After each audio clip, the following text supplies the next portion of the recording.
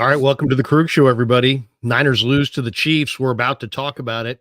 That's Ryan Smith. That's Dan Cochimilio. That's my son, Kevin Kruger. I am Larry Kruger. This is the Krug Show. Let's go right freaking now.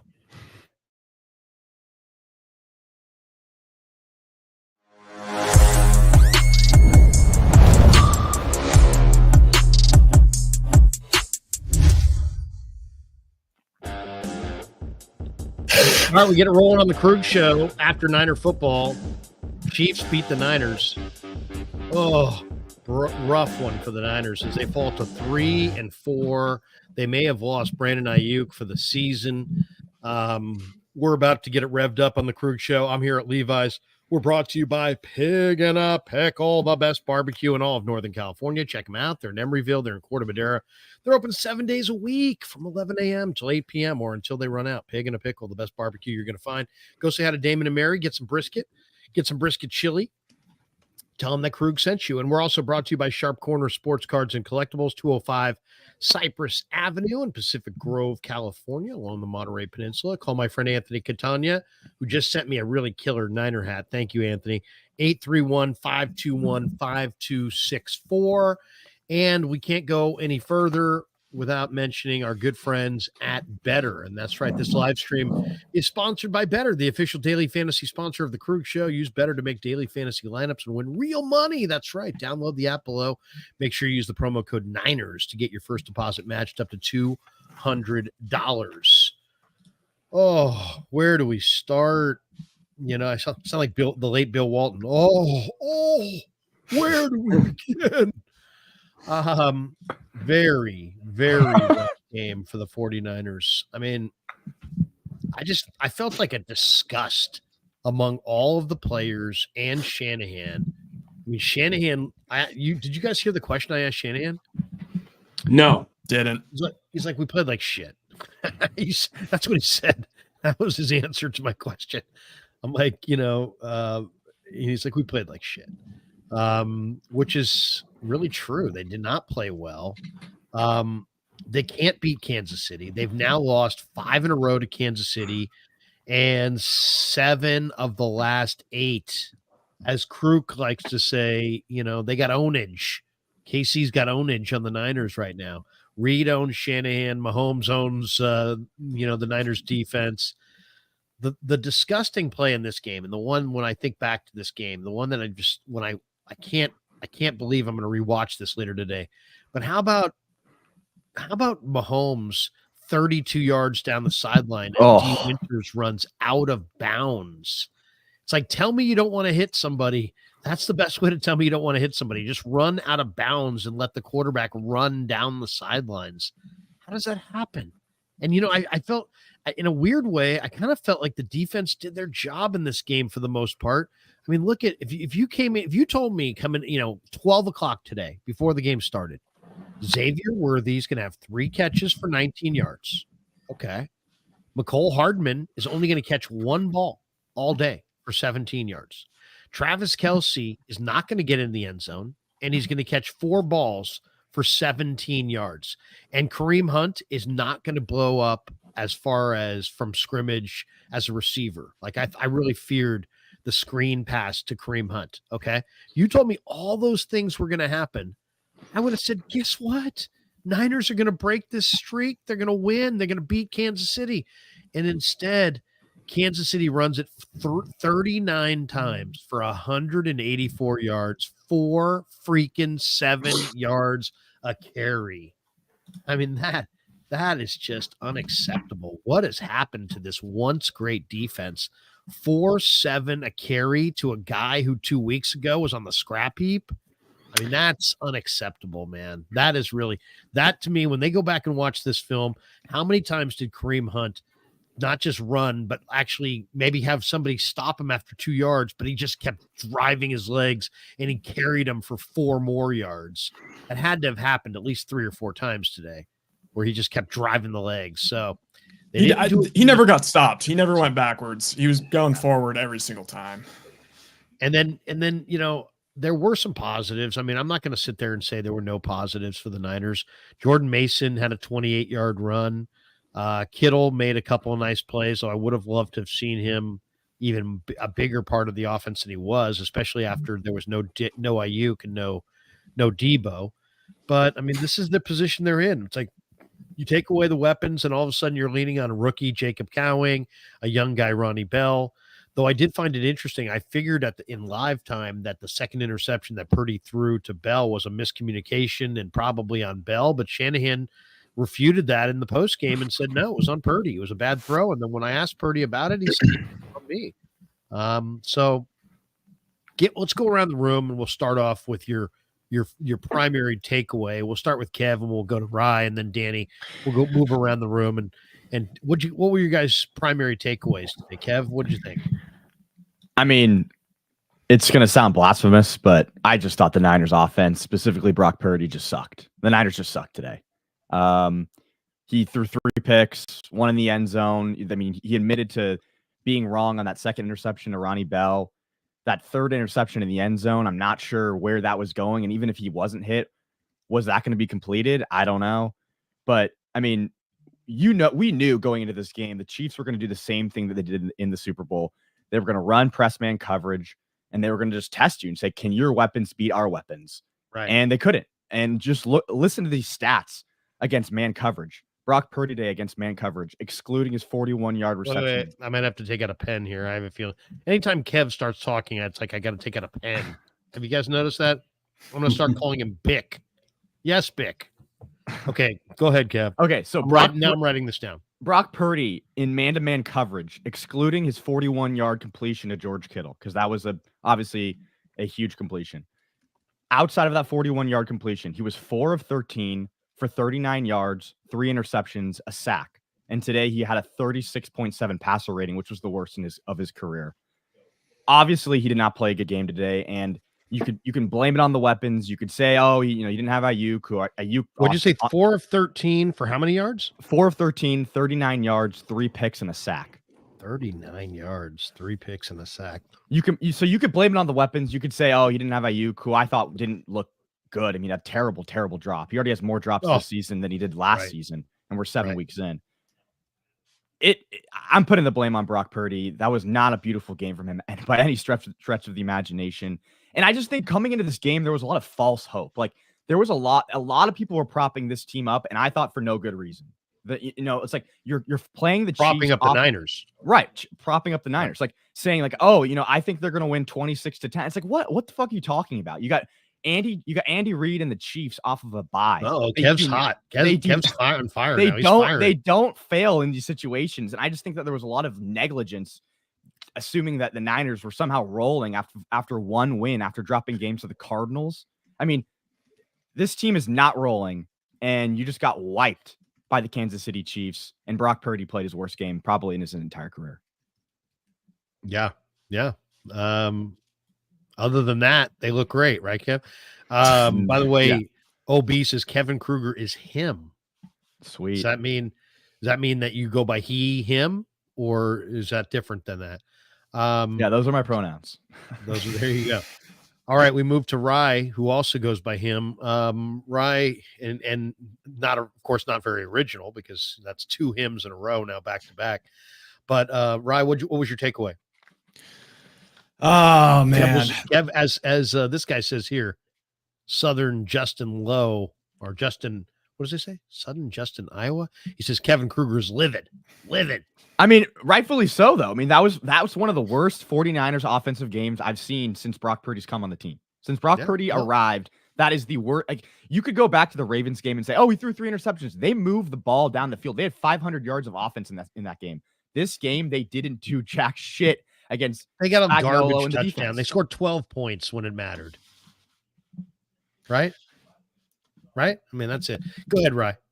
Yeah, I mean, I would say I'm probably one of the bigger Shanahan defenders, and obviously I love Purdy, but yeah, this game's really on those 2 guys. One thing I'll say about So I mean, yes, it's everybody says Andy Reid coming off of a bye. It's not just Andy Reid. 33-6. Yes. 13-1 with Mahomes. It's a terrible spot. I mean, it's Andy Reid coming off a bye, but it's also Steve Spagnuolo coming off a bye. I mean, if you pretty much watched this team for the past 2 years, like anytime there's a huge third down or a goal line stuff, and like Spags is just bringing the house, like it works out 100% of the time.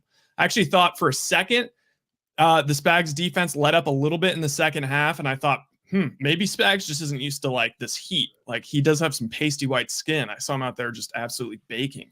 But I mean, what can you say about the Chiefs team? They're pretty much an A+ everywhere. I'd actually say they're an A+ on special teams. They're an A+ on defense. You get into the defense, it's like they're an A+ at stopping the run. They're an A+ defending the pass. And then you get to their offense, and it's like Mahomes has been a C- this year.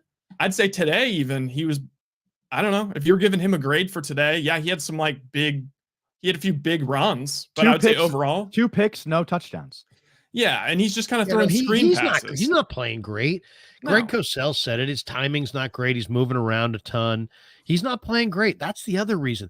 They lost the Super Bowl to these guys in their transition year, and then they lose today to a Chief team that was totally marginal. And I'll tell you the one thing that, they all say stats lie and liars use statistics. Well, I'll tell you one stat that lies. I wasn't looking at all at like on paper. If you looked at the red zone numbers, you said, hey man, these are 2 bad red zone teams. But in reality, I knew the Chiefs were going to be great in the red zone. Why? Because the Chiefs own the Niners in the red zone. And sure enough, Kareem Hunt in the red zone, 1-yard run, touchdown, 6-yard run, touchdown. Patrick Mahomes, 1-yard run, touchdown. Hardman, 18-yard run, touchdown. And the Niners had to settle for 2 Anders Carlson field goals. And it's like they can't score in the red zone. They can't score touchdowns in the red zone. They can't run in the low red zone. I'll tell you this too. I don't know where the Niners are as far as TFLs for the year, but it is a shit ton. I mean, there's a lot of TFLs. They're getting tackled in the backfield a lot. Now Mason's had some phenomenal runs, right? He's having a great first half, and he had a couple good runs in this game, but he also had 4 or 5 negative yardage runs. So, that's kind of in certain situations, they really are. It's like, if you look at the numbers, you say, well, hey, the Niners can run the ball. And if you look at the numbers over the year, you're like, hey, they run the ball pretty effectively. But then when you see them, struggling to run the ball on the goal line or struggling to get a yard or getting lots of TFLs, it makes you sit there and go, wait a second. I mean, this team, how good exactly is the 49er running game? How much can they depend on it when it really, really counts? Because I thought those Carlson field goals, and of course, another special teams 55, you give up a 55-yard return. I mean, we kind of knew that was coming, and sure enough, it did. So you weren't good. You weren't as good as them on special teams, and you weren't as good as them on defense, and you weren't as good as them on offense.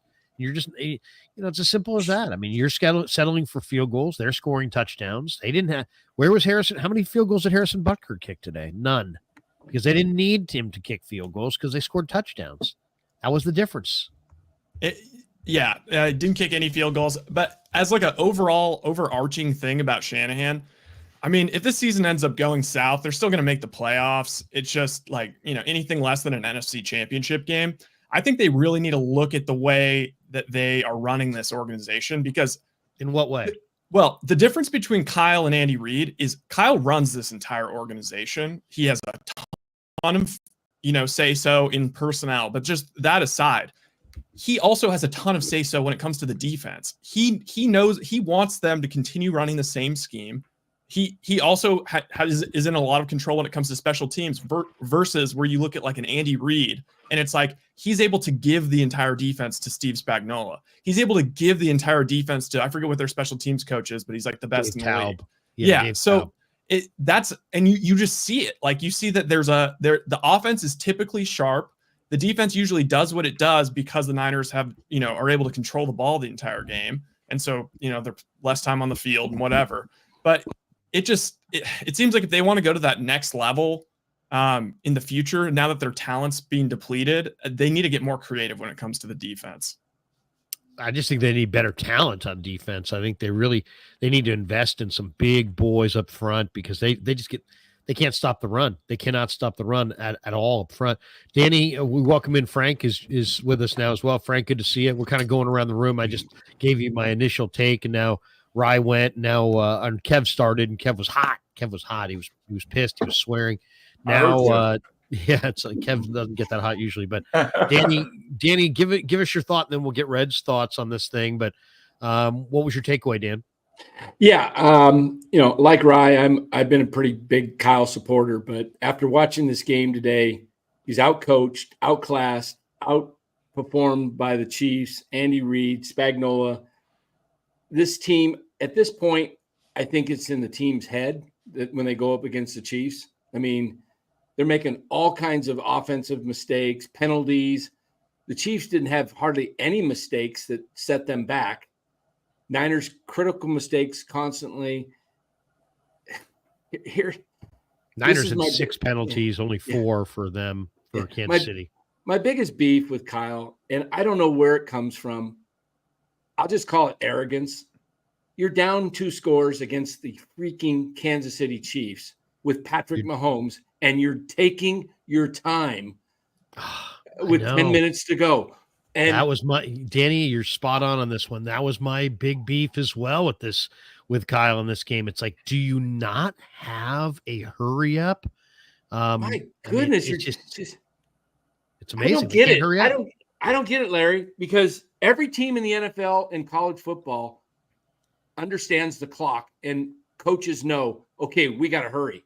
Kyle's sitting there calling his play. And they wasted 3 minutes on like the 5-yard line. Yeah. And at one point, Purdy gets the call in from Kyle, and then he's reading his wristband. Well, it takes about 8 seconds to read off one of Kyle's plays, right? You break the huddle. There's 10 seconds left. You go in motion. He snaps every ball with 2-3 seconds left on the play clock. You're running. You think you're trying to ice the game by running the play clock down. No, you're down 2 freaking scores. Move it, Pyle. Is this right before he threw the 3rd interception? Yeah. Yeah. It's like, come on. Way too slow. Like, where's your hurry up? Where's your tempo? You're down multiple scores. I'll tell you the other one that bugged me is you're down 14-12. Go for 2. Yeah, what are you doing? What's the 1 point going to do for you, Kyle? You're playing the Chiefs. And then you miss the PAT. I mean, you got to know that your PAT situation. I mean, Anders Carlson's missed 5 PATs in his career. So, I mean, it's not like it was an automatic. That came off the interception, right, from Demo? Yeah. Okay, so you got momentum. The crowd's back into it. This is the second half. All of a sudden, Chiefs get the ball opening half. They throw it. Mahomes throws the pick. You score. What better way than tying up the game? Like the 1 point. The 1 point, we haven't learned that playing for conservative against the Chiefs doesn't work. What are you doing? I mean, I didn't mind it. I mean, they went for the PAT. I mean, they're struggling so much in the red zone. They're just struggling to even just move the ball versus the Chiefs. So, like, what's the odds they're going to get that 2 point? Oh, really? How about this? How about this? The Chiefs, was that a facial in-your-face call to try and score on the Super Bowl play down there when they're up by? They've already got the game, and they're gonna go ahead and shove it in your face with the same. I mean, that took some balls. I mean, that is like ultimate disrespect. You talking about the last series? Yeah, when Hardman they did the play and they still scored on the sneak from Mahomes, but they tried to score on the Super Bowl winning play. Kansas City gets creative. Let's just say that. We welcome in Frank Red, who joins us. Red, what was your take on this one? Obviously, a rough loss for the 49ers. A game that 28-18, but in some ways it almost seemed like it wasn't as close as that. First of all, what's up, gentlemen? How you guys doing? And, we're doing great. Good to see you. Appreciate everybody's comments. To me, this game was a temperature check. It wasn't like like the sky is falling. Next week, the sky is going to fall, and there'll be no more sunlight. They play the Dallas Cowboys, and I mean that's the game they got to win. This game I thought would be closer, and I thought it would be more competitive. But I tend to look at the games from a player's perspective because I mean maybe some of you guys played as well, but it bothers me when guys make mental and physical mistakes. And that's what I saw. I saw them come out in the first quarter playing with intensity. They got a little tired, and they started to make mistakes mentally. In the second quarter, those 2 offensive offside penalties, those are brutal penalties. Oh, on Bosa, who lined up offsides. Yeah, I mean, and then listen, Kevin Givens. The Bosa one was really bad, Frank. It actually wasn't even Bosa. It wasn't even one Bosa. of them was Bosa, but the first one was Bosa. They called it Bosa. They said it was Bosa, but it wasn't. But I mean, no matter who that was a very costly penalty because if you go back and look at it, it would have been 3rd and 10 instead. It was 1st and 5 or 2nd and 5. Right. So then, I mean, there was another play in which Jair Brown, he read the play correctly. Mahomes just threw like a real simple ball out in the flat. If you make the tackle, you're off the field. The guy jukes Brown, goes forward and gets another first down. These are physical plays that good football teams don't make. You know what I'm saying? They don't miss those plays. So I had a problem with that. Also, the second quarter, the 49ers are at the goal line. It's 1st and 10. He runs the ball on 1st down, and then he throws it on 2nd down. So now you're kind of like 3rd and 5. I don't remember the sequence, but throwing the ball on 2nd down, I thought was a terrible mistake. I mean, if you're a good football team and you got 5 yards to make to get over the end zone and you can't do it, you're not a good football team. You're just not. So I was disappointed that the physical mano-a-mano competition between 2, I think, good teams, the 49ers got dominated. Fred Warner missed a lot of plays today, which is very surprising to me. He did. The drive that you're talking about, I mean, if you think about it, Niners had a 3-0 lead, right? Kansas City on their 4th possession gets the ball at their own 30. He goes to Noah Gray for 11. He goes to Noah Gray again for 20. The Niners didn't cover Noah Gray. Then he had McCole Hardman on a 20-yard end around on I think the first play of the second quarter. They get to 2nd and 10 from the 19-yard line, and Mahomes goes to Kareem Hunt, and D. Winters breaks it up. But the penalty was 49ers offsides. So instead of being 3rd and 10 at the 19, it's 2nd and 5 at the 14. Right. So, I mean, that changed everything dramatically. Then Givens jumps offside on 1st and goal from the 8. So now you put them in the low red zone automatically, and they eventually score on a Kareem Hunt 1-yard touchdown run. And and not only that, on the 2nd and goal play, the Niners have 12 men on the field. That's terrible. That's inexcusable for their 3rd penalty on the drive. So in a lot of ways, they gave them that 7 points with those 3 freaking penalties. So now it's 7-3.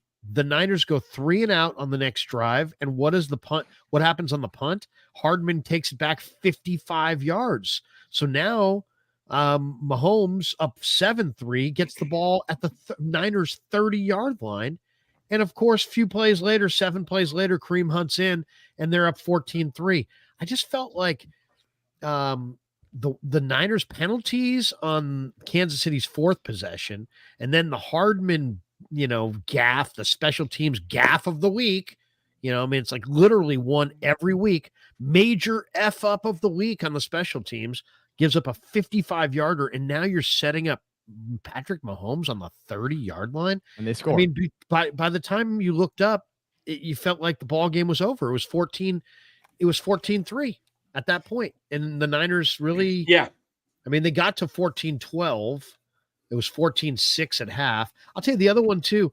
At the end of the first half, Niners get the ball back with whatever amount of 5 minutes left or whatever on their 7th possession. Purdy hits the slant to Pearsall for the first catch of Ricky's career. And then Purdy goes deep to Kittle against Justin Reed for 41 yards, and they're down on the 39-yard line.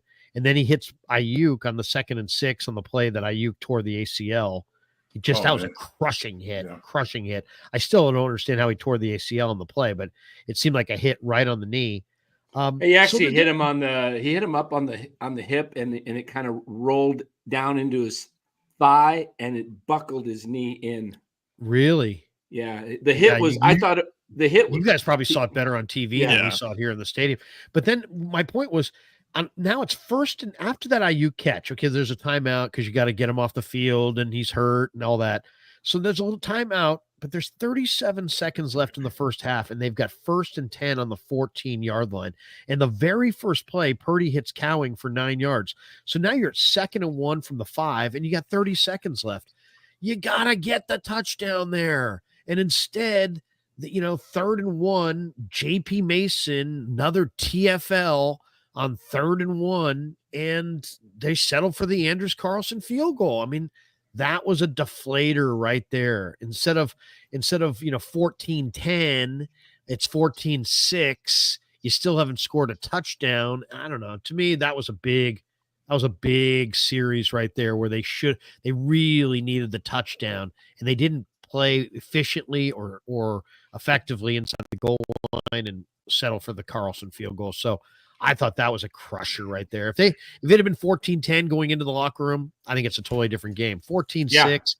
I mean, I thought they were lucky. Still had the momentum. I thought they were lucky to even have 6 points at halftime. Because if you look, they got really lucky on that 41-yard bomb to Kittle. Like that was their only explosive play of the entire first half. They had 3 first downs in the entire first half, and they still managed to be 1 score away from the Chiefs. The Chiefs turned it over on downs on the first drive, and then they threw an interception, like in kind of prime territory. So I thought the first half could have been much worse. And I'll say this. One thing I meant to say earlier is, the Niners are 3-4. Today, we all kind of expected them to lose, even though I kind of was hoping they would win.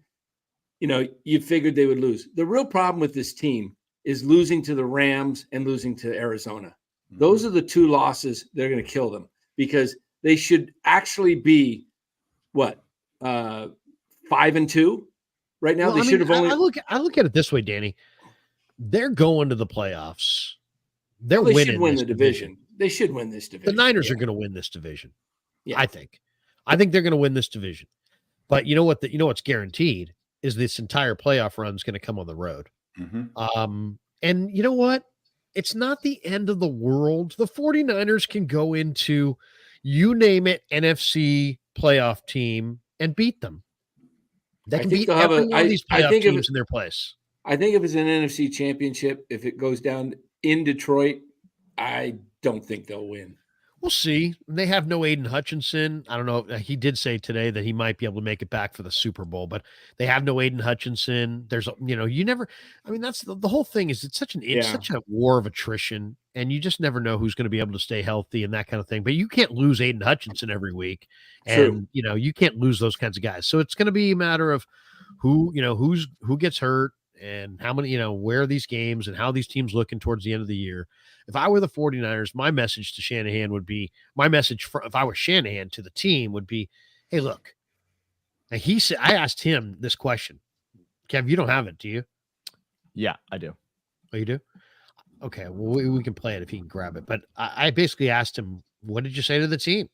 And I thought it was the highlight of the press conference. I thought he gave me a really good answer. Here it is. Here's Kyle Shanahan. Lost, and you have one more game before the bye week. What was the message that you delivered to the team? What do you want them to take away from today? I want them to say less today. There's no way to sugarcoat that. We got our ass kicked today. Lots of reasons for it, but those are things that they don't need to sit and think about today. We'll address all those tomorrow. We'll get together. We'll go through the truth of the whole tape and be hard on each other and find a way to put it to bed so we can come out here and make sure we put our best foot forward and find a way to get a win versus Dallas. Now, I found that answer very refreshing. I found that to be candid and honest and straightforward and real. I love it. Yeah. You loved it. Is that what you said, Frank? Yeah, I love that response. I do. And I'll comment after you finish. Go ahead. But I was just going to say it was very real. But I thought it was interesting. He said, don't talk about it today. In other words, Don't go, the media is going to come descending upon you. Don't say a bunch of things before we've even seen the film. So one of the things that I thought was a consistent theme at the podium, and I didn't go into the locker room after this one because it's just such a, I wanted to go do the KNBR thing, get up here.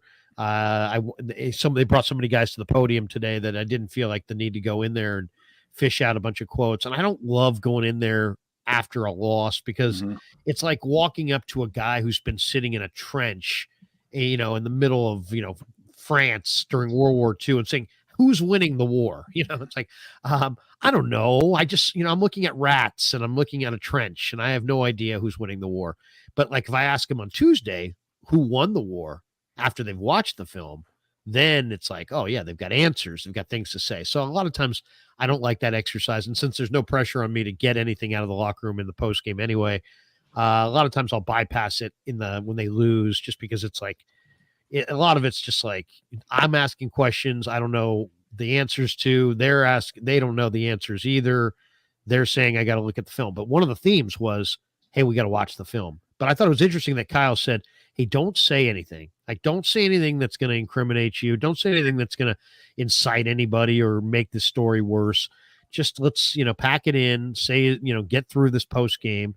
We'll go watch the film. We'll correct our mistakes and we'll get better next week for Dallas. I mean, that's all you really can do, right? Lick your wounds and prepare to fight another day. But I thought it was refreshing. I thought it was refreshing and honest. Now, there are people in the chat that say Kyle's the problem and Kyle should be fired and Kyle this and all that. Well, he's not getting fired in the middle of the season, so there's no sense talking. First of all, he's not getting fired. Period. Yeah, I don't think he is either. Period. Yeah, exactly. Here's the thing. That's to see, but I understand the frustration. I will say that I do understand the frustration. We will get to all those chats. But go ahead, Red, before Danny and we throw it around the room again. What was your thought listening to Kyle there?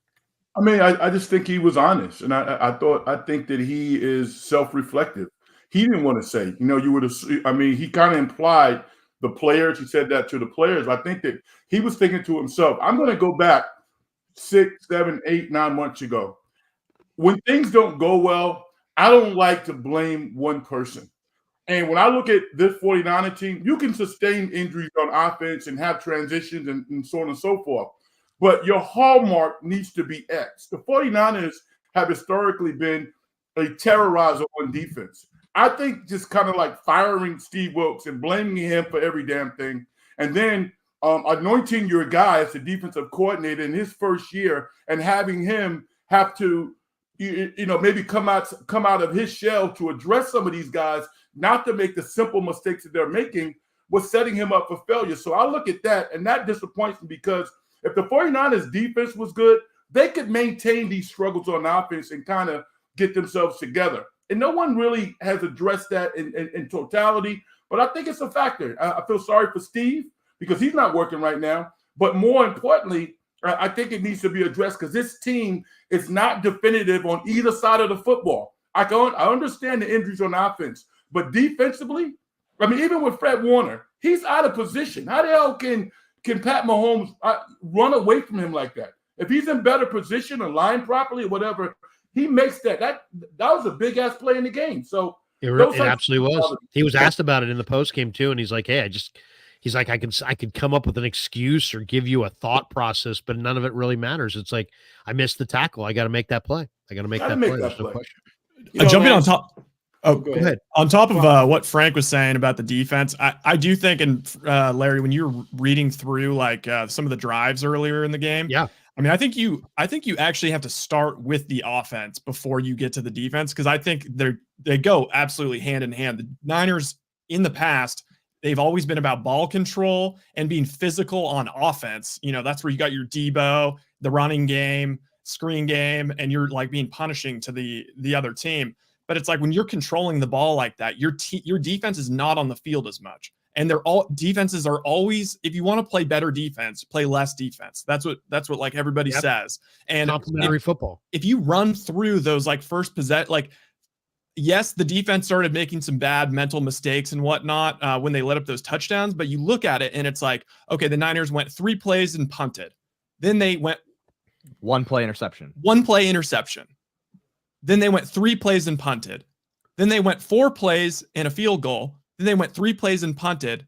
And then, No continuity. After that 4 plays field goal, then they allowed the long touchdown drive. So they were on the defense was on the field like basically the entire first half. Then after that long touchdown drive, the Niners get the ball back and they go 3 and out again, put the defense back on the field.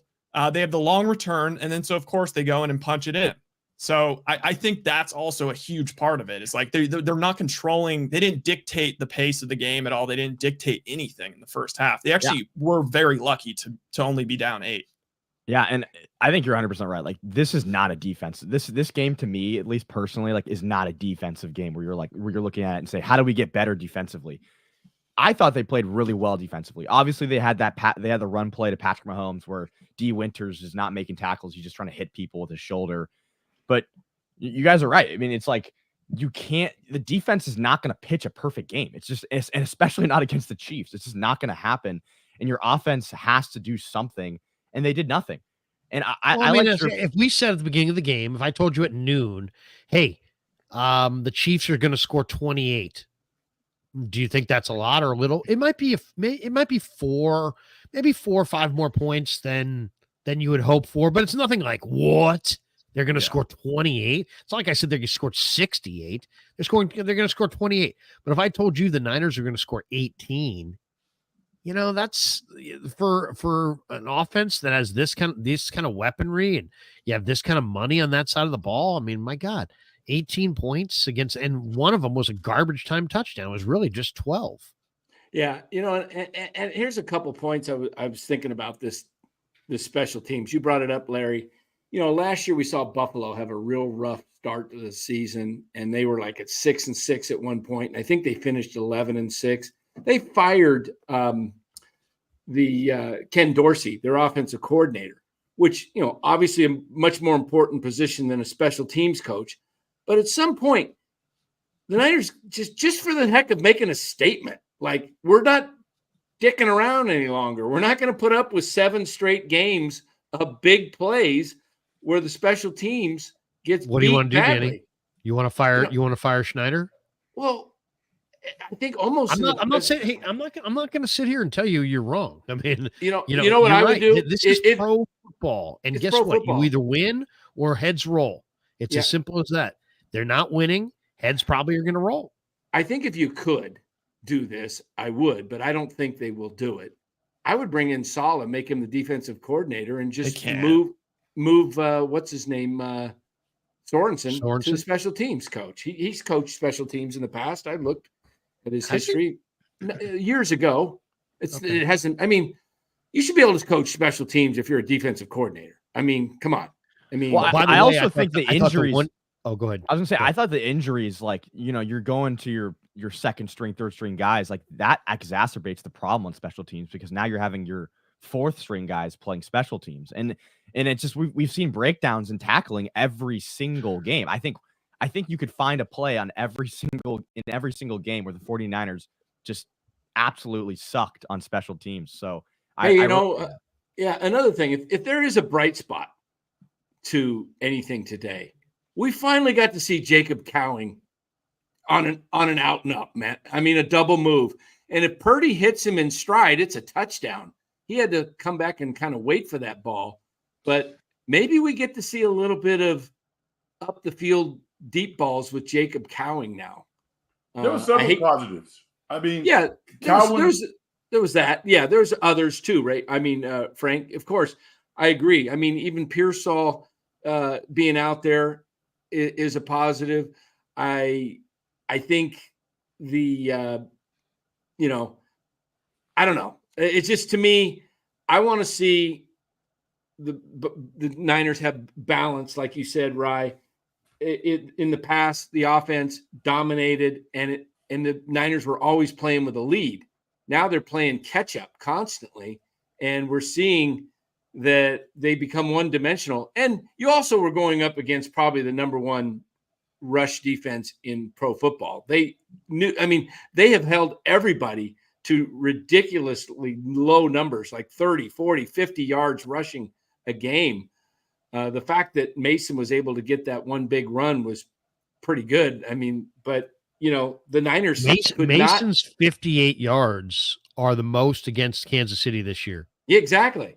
And the Niners' problem is, though, they cannot run when it's short yardage. When it's 2nd and 1 or 2 or 3rd and 2, they can't do it. Part of But it's you know why? what? We can blame the offensive line all we want, but part of it's Jordan Mason. He dances in the hole. Yeah.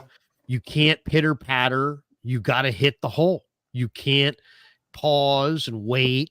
I mean, I think some of their short yardage and goal line run plays, if that's the way they're designed, those are horrible plays. But I don't think those are the way that they're designed. I think it's just that Mason's been indecisive when he gets the ball in his hand. You got to hit that hole. You got to hit it hard, especially when you're 240. All right, let's talk about what can be done. They play the Cowboys in a week.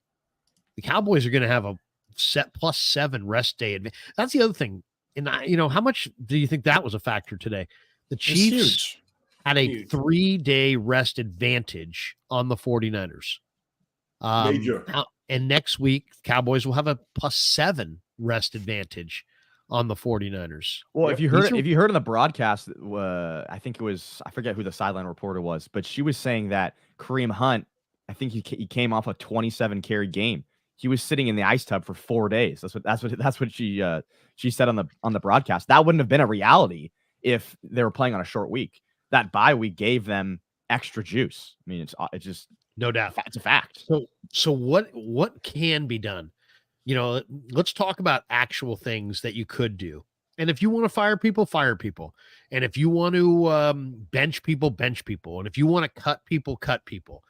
You're playing next week against Dallas. Then you got the bye week. Right now is when you got to contemplate your changes. To me, there's a couple things that I would want to do right out of the chute. I hate to say it because I don't like anybody losing their job, but I would can the special teams coordinator. And I think it would get it. I think you need to get everybody's attention that your standard is higher. And if you can't meet that standard, it's time to go. So I like Schneider. I think he's got talent, and I think he's a good special teams coach. I would fire him. That's number one. Number two is Debo doesn't beat man coverage and is getting old and was sick today. And I think it was a legitimate sickness. I don't think he had, Kansas City man-to-man-itis or anything. I don't think he had that. But now you got Ayuk done for the year. And JJ, should be back next week, according to Kyle. You're going to have Cowing and Pearsall starting to kind of step up and play a bigger role. But I'll tell you, I would dial around. I mean, to me, the 49ers need to I think they need to figure out a way to kind of move to transition off of some of their current weapons into the future. This year might not be a Super Bowl year. Maybe it's a transition year, but you're going to pay Purdy a lot of money, whether it's 50 million, whatever. You're going to pay him a lot of money. And there's a lot of people going, "Oh, after today, I wouldn't do this. I wouldn't do that. I wouldn't pay Purdy." Somebody says, "Fire Kevin." I'm not firing Kevin. Kevin he's got a lifetime contract. Danny, on the other hand, I got to talk to the HOA, but we'll see if we get approval. No, I'm just joking, Danny. We love you. You're an OG. We can't fire you. It's part of the contract. It's 10 years. But I would definitely get rid of the special teams coach. I would definitely call the Jets about Garrett Wilson. The Jets are a bad organization. They just traded for Devontae Adams.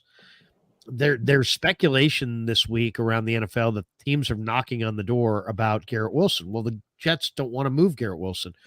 But you know what? If I'm the 49ers, I think I would offer a good draft pick or two for Garrett Wilson, and then see if I could get a young player who's got some upside, who can be part of the solution going forward. I also would try to trade, if I could, for like a Devin Lloyd and Darnell Savage from Jacksonville, because I think you got to change. Campbell's got to go. Campbell can't be in there every time. He can't. He doesn't have any kind of lateral agility. It's hurting their defense. Whenever they needed to go at him today, they did. So I would try to go after a Devin Lloyd and a Darnell Savage. I think it's a veteran that could help their secondary. That's what I would try to do between now and the next couple weeks, is try to make a couple personnel moves and maybe even move off. Even if you can't make a trade for a Devin Lloyd, I'd look around for some faster players, both offensively and defensively, linebacker, running back. Especially, they're going to need some. They're going to have to look for some other receivers. They're going to have to look for some other backs. They're probably going to have to be, kind of on the prowl for some other players here. But I would be aggressive. And I wouldn't be afraid. I mean, if they lose next week to Dallas, you might have to trade Mooney Ward. You might have to trade Debo. You might have to consider moving some of these guys. And so I think I would be proactive and start to really look around and see what kinds of moves I could make.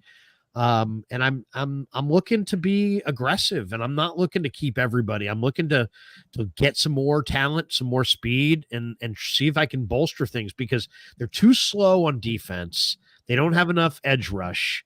They're very young in the secondary. The combination being slow on the second level, young in the secondary, not deep enough up front, it's a bad combination. You've got to take those three factors, and you got to juggle them a little bit. You got to see if you can get better. And then I think I'd look for another speed weapon somewhere, running back, wide receiver. But I'm looking to add to this mix, because I don't know if I like their mix. What would you guys do? How do you feel about Christian Kirk of Jacksonville? He might be available. He's fast.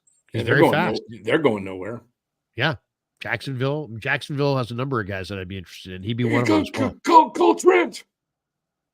Trent Baalke, hey, I'm going to want a high draft choice because I'm a football guy. Yeah, I don't know. What would you guys do? I mean, if we move it around the room, Kev, what would you do? Fred, what would you do? Rye, what would you do? Dan, what would you guys do to try to shake it up a little bit? I mean, obviously, people saying fire Shanahan, that's not happening. People saying Brock's, crap, and he's not worth $60 million and blah, blah, blah. I mean, he had a bad day. It's easy to say that. But yeah, to me, those are crazy. That's, those things are not happening. I don't think why waste time on that? They're not going to trade for a running back. I don't think that they're going to go linebacker, even though we want Devondre Campbell out of there, because Dre Greenlaw's coming back soon. Brandon Ayuk just tore his ACL. So I'm with you that I would probably trade for a wide receiver, especially since Deebo Samuel's not really been himself. He's been a shell of himself. I don't think there's any situation. I don't think there's any situation where the Jets trade Garrett Wilson. That's just not going to happen. Yeah, I don't see that ever happening. Here's a name though that I'm looking at right now, and they could definitely move him. And people might groan when I say this, but Deontay Johnson is potentially on the trade block from Carolina. He's a super underrated receiver. He played in Pittsburgh with no real good quarterback. Didn't really get any love there, even though advanced metrics showed that he was a really good receiver. And now he's in Carolina with another bad quarterback, and he's actually having a pretty good season. If I would like to see him in the red and gold, I think he would be a successful receiver with the 49ers. Larry, let me ask you a question. I mean, the 49ers, I assume, use multiple tight ends to block, but offensively, it's like Kittle or bust. I mean, can they run multiple tight end sets? I mean, because that would increase their physicality. This team is not really physical. You talked about it like at the goal line. They can't even get a couple of yards on, from 5 yards and in. I want to see them go back to the fundamentals and just be a more physical football team and make plays. When I look at today's game was like maybe a 5-point game if they make key plays at the opportune time. What happens if Fred Warner makes that tackle on Mahomes, or in the flat when Kelsey doesn't get the first down? I want to go back to the fundamentals and tighten that up. I don't want to fire anybody. And I want to increase the physicality. You should be able to get 5 yards and you got 3 down. So, I mean, I want to look within first. I like what I saw from Cowens. I mean, we can go out and get a wide receiver, but give these guys opportunities to show he could play today. Put him on the field. See what he can do. He was a good player at UTEP, and then he went to Arizona. He was a really good player at Arizona. Yeah. I mean, if you watched him in the Territorial Cup and then the bowl game against Oklahoma, the kid had like 15 catches for 300 yards and like 4 touchdowns. I mean, he's a player. He's a real player. You never want your teammate to get hurt, but in the back of your head, you're like, holy shit, this is my opportunity. I want to see Pearsall get out there. Pearsall's not afraid. I want to see these guys step up. I don't see players playing with maximum effort, and that translates into wins. You can get guys to replace the physical players you have now. When I look at Kittle was awesome today. He looked like a top 5 tight end today. His catch radius is as good as it was 3 to 5 years ago. He still looked damn good. Coach Mason up. If he's dancing in the backfield, say, yo, dude, you got X amount of seconds to hit that line and smash it and get into the end zone. Because he clearly has ability. It's not like he doesn't have talent. So I want to see these guys go from within, work up to maximum effort, and then we can assess whether or not if they're good enough. Another thing. Oh, go ahead, Diddy. I was just saying, another thing to think about with this game is poorly as they played. Had they been able to score in the red zone when they were down, they scored and made it 14? No, was it 21-12? And they missed the extra point, made it 21. Earlier they missed an extra point. Whatever that was. It was 14-12. Yeah, and then they were going to go for 2. Right. I wanted them to go for 2. Right, and they went for 1. They kicked the 1, and they missed it. Okay. So that was 14-12. Let's say they make the extra points, 14-13. Kansas City scores, it's 21-13. They're down. That's when Purdy had the interception. They could have been within 1 point at 21-20. As poorly as they were playing, they were still in this game. It was turnovers.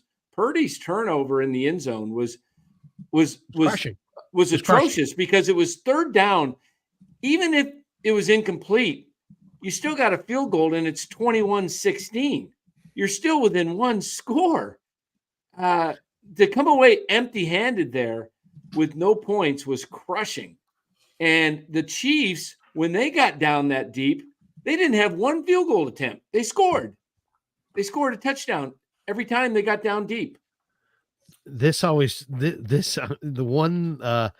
see different little themes in the chat. One of the hot themes right now is hire Ben Johnson. Have you noticed that? Yeah. It seems to be like a real prevalent comment here. Hire Ben Johnson. Hire Ben Johnson. I think that's what Grant's been saying. I don't think they should hire Ben Johnson, but I will give him flowers because they looked really good against the Vikings, who have a pretty good defense. Like Jared Goff looked like an all-pro player today. Yeah. No, I mean, Detroit, it surprised me the other day. I looked up how many teams are top 5 in the NFL in offense and defense DVOA. The only teams that are top 5 in both offense and defensive DVOA are Niners and Detroit. So they're a very complete football team. Detroit cooked Minnesota last year also. I think it's one of those things. One thing that we have to all remember is like football is also a styles makes fights situation. The Chiefs style of play, it's just not great for the 49ers. I mean, neither is the Vikings, to be honest. What style would that be? Mahomes? No, not even Mahomes. It's in like insane interior pass rushing, and then also a really good interior O-line, also like elite man coverage. Yeah, some combination of that. Yeah, and a lot of blitzing. Right, they do. How'd blitz you like a lot. the one play they put Bosa? They put him in the middle, and he affected the play. It was great to move him around. They had him on edge the whole game, but one play they put him. I'd like to see him right do in the more of middle. that. And I'd like to I see don't him know. do more of that. It worked. It threw off the Chiefs. He got in. I can't even remember exactly what happened. I just remember I'll move him. play. I'd move him around just to get whatever matchup I could. By the way, Kev put that on the screen there. What is that, Kev? This is the last day. Yeah, I just put that in the chat. Last day to enter jersey giveaway. Oh, that's right. We're giving away a Niner jersey. So all you got to do is of course, this is all courtesy of Better, one of the sponsors, the official daily fantasy sponsor of the Krug Show. Use Better to make daily fantasy lineups and win real money. All you got to do is download the app that's listed below and make sure you use the promo code Niners, and you get your first deposit matched up to $200. Everybody who does automatically is entered into a drawing to win a 49er jersey of their choice. I also want, because we broke for a second, I want to share this because we have our meet. Oh, yeah, we're doing a meet and greet. So, and by the way, now I'm not that competitive with my meet and greet, but now that Damon is also doing a meet and greet on the exact same day, now I am getting competitive. So don't go to Damon's meet and greet. It's going to suck. Come over to my meet and greet. It's going to be way better. Kev's going to be there. A lot better. The people that he's going to the Dubliner in West Portal. I'm going to Pig and a Pickle in Corte Madera. Where do you think there's going to be, a better crowd? I mean, come on. As Rye said, we should have called it a meet, MEAT and greet. Oh, you heard that? Yes. We go meet and greet. But yeah, Sunday, November the 3rd during the bye week, come out to Pig and a Pickle in Corte Madera. We'll be there from noon until 6.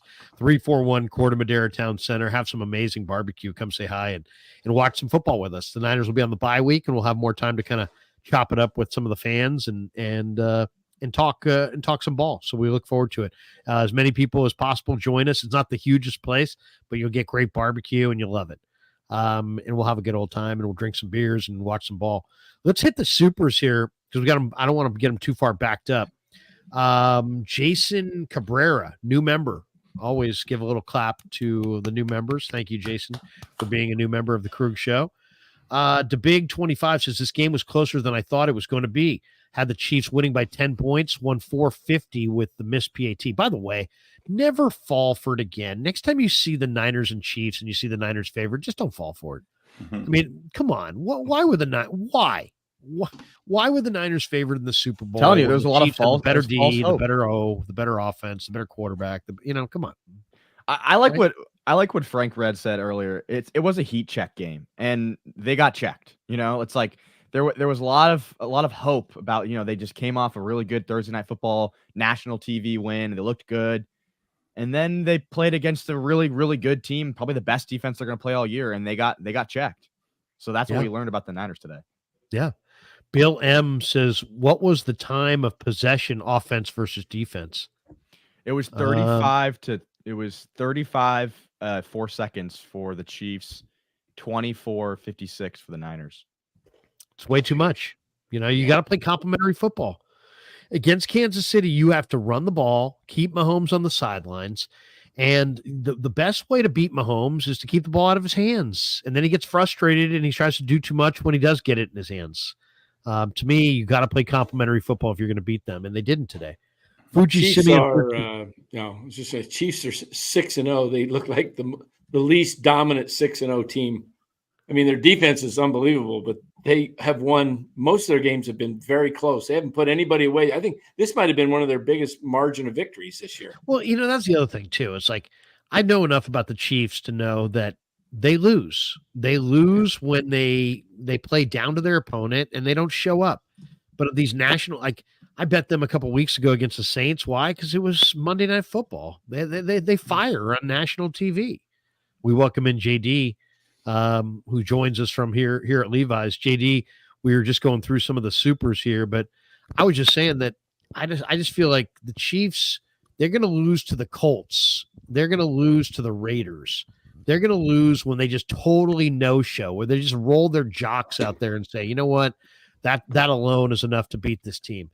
When it's the Niners or the Saints on Monday Night Football or, some big national TV tilt, they're gonna show. They're gonna fire. Mahomes is a money player. You put money on the table, he shows up. Absolutely. You knew it was going to be a big effort game for the Chiefs, to be sure, and you knew that the Niners were going to have to be buttoned up from the beginning, and they weren't buttoned up from the beginning offensively at all. And yeah, the Chiefs have a great defense. They took some things away. They forced some turnovers. The 49ers are obviously banged up. But I just look at this game, and the 49er defense did enough early in the game to where if the 49ers had moved the ball and been able to put some points up on the board, it would have looked similar to a couple of the Super Bowls where the 49ers would have been up 10-0 or 13-3 or 17-7. And I think at that point, Levi Stadium was ready to go berserk. Like they were ready to have a party here. Like this felt as electric and kind of edgy an atmosphere as Levi's can have, I thought at kickoff. And the 49er defense was up to the challenge. The offense was not. And I think that really set the tone for the entire afternoon. And then there were just some key, the Ayuk drop was just bad drop. I mean, Kansas City's up 7-3. I mean, that was It was just such a dime too. It was a perfect dime. perfectly just layered touch throw, and then that's 3rd and 2. Probably goes for a touchdown. It ends up being an incomplete pass, and then the Chiefs go down and score. And I thought that's where the Chiefs really took control. They started to have their way a little bit in the running game. And, 14-3, you start wondering, hey, are the Niners, maybe going to get blown out in this one? All in all, you look up at halftime, it's 14-6. And you're thinking, damn, the Niners are right here in this game. Then they pick off Mahomes. They go down and score. But it just not enough offense in key moments to really make it stand up to where they really had a effective shot at this game at any point. Fuji Simeon says, if you had to put money down, does Kyle fire Brian Schneider mid-season or after the season, or if at all? Just curious, not putting it all on the special teams. I think they like him, but I think I could see him. I could see them. I'm not on the fire. The I'm not on the fire Schneider train, and maybe I should be. But what would it take for Brian Schneider to get fired? Seriously, put it that way. Like what would have to happen? Because we're kind of seeing it, right? Right. I think it would have had to been Carlson just completely missing on the onside kick, just a complete muff where his foot didn't even touch the ball. Look, I was wishing. I'll say this. I'll just say this real quick. Like if the Cowboys run a punt back next week or a kickoff back, there you go. I mean, if they give up if there's a block for a touch, if Kevontae Turpin is celebrating in the end zone, you're saying bye-bye which Schneider? He very much could. He's very good. They're one step away. I think they are one more score or like all-out debacle that really sets him back in a game, especially with the bye week coming the next week. I think it's on the table against Dallas. How about this one? How about Andre here? Andre Hanna. What about Kyle Shanahan running the ball on 3rd down before the half? We kind of touched on that already, I think. But the Niners get the ball. I think what he's talking about is it's 2nd and 1. Purdy goes to Cowing, incomplete on the 5. Overthrows him. 3rd and 1 on the 5. And they run J.P. Mason on a slow developing play, and he loses 2 yards, and then they settle for the Anders Carlson field goal. To me, that they had to get the touchdown there. You had to make it 14-10 at the break, not 14-6 with no touchdowns in the first half. I thought that was a bad sequence there. I got to be honest. I kind of think some of Shanahan's play calls in the red zone are getting very, very predictable and predictable. And they lack creativity. That was terrible. I don't know why. I don't know if that's because maybe he had it drawn up a certain way with CMC, and now CMC's out, but I mean, it's weird. They got a big back that should be able to run on the goal line, and he can't. And it's like, then you got Garendo, who's got great speed. Can he run on the goal line? He doesn't seem to be able to. It might be, it's like, how many backs can you have that all can't run on the goal line? I mean, it seems like there should be Keyshawn Vaughn is more powerful than some of these other running backs. Maybe it's time for Keyshawn Vaughn. Maybe it's time for Leonard Fournette. Maybe it's time to look for another back who has a little bit more power because I don't know if I can put it on the offensive line. I mean, Grando fumbled today. The one credit I'll give Shanahan is he did have a really good play design on that Purdy sneak where they pulled their guards and then the middle just opened up. I thought that was a cool play. That was good. But why don't they run Juszczyk at the goal line? Why can't he run the ball? Seriously, he's a fullback. I mean, he's strong. I mean, whenever he gets an opportunity to run the football 3-4 times a game, he's like a rocket out of there. I'm like, dude is through 240, 50 pounds. Why not give the ball to him and have him run up some offensive lineman's butt? Yeah. Why not? No, seriously, because he understands the concept of hit it up there quick. You can communicate that to him. It's like it's not that hard. There doesn't have to be a hole. Wait a minute, Frank, run it up the butt, and then Larry's next comment, he hits it up there quick. There you go. I like that. Once again, Ramon Gonzalez says, hi guys, Purdy needs to improve his deep throws. If he hits Kittle and Cowing in stride, we get 14 points and he must stop the picks. No question. I had a Purdy 40 to I had a 40-1 on a Cowing touchdown, and I thought I almost had it. Oh boy. Oh my Yeah, gosh. that made me sweat a little bit. I will say this: we haven't really knocked Purdy that much. I would like to have a little bit of a conversation as to like, Yeah. So the Niners offense this year is clearly different than in years past. They've been doing a Right. lot more shotgun. They've been pushing the ball down the field. All of the stats say, they're basically last in yak. Purdy's first into tight windows thrown. So kind of like the absolute opposite of the Chiefs. They're So over it's nothing 80% shotgun now, and they're 32nd in the NFL in play action percentage, despite the fact that Brock Purdy last year in 2023 and this year in 2024 is the highest rated play action passer in the game. And yet they're running play action pass less frequently, and they've become kind of a downfield passing attack where they've got Purdy in the gun, and he's not turning his back on the defense. He's not doing play action pass. He's basically in the shotgun, and they're featuring the downfield passing attack. I just pulled this up because this is what you're talking about, right? Yeah. This was before the game. Like the differences. Yeah. And you could see it, and like in terms of air yards and everything. But so extrapolating that out, if you think about it, that's the offense they're running. Yes, it's very good for like chunk plays and moving the ball down the field.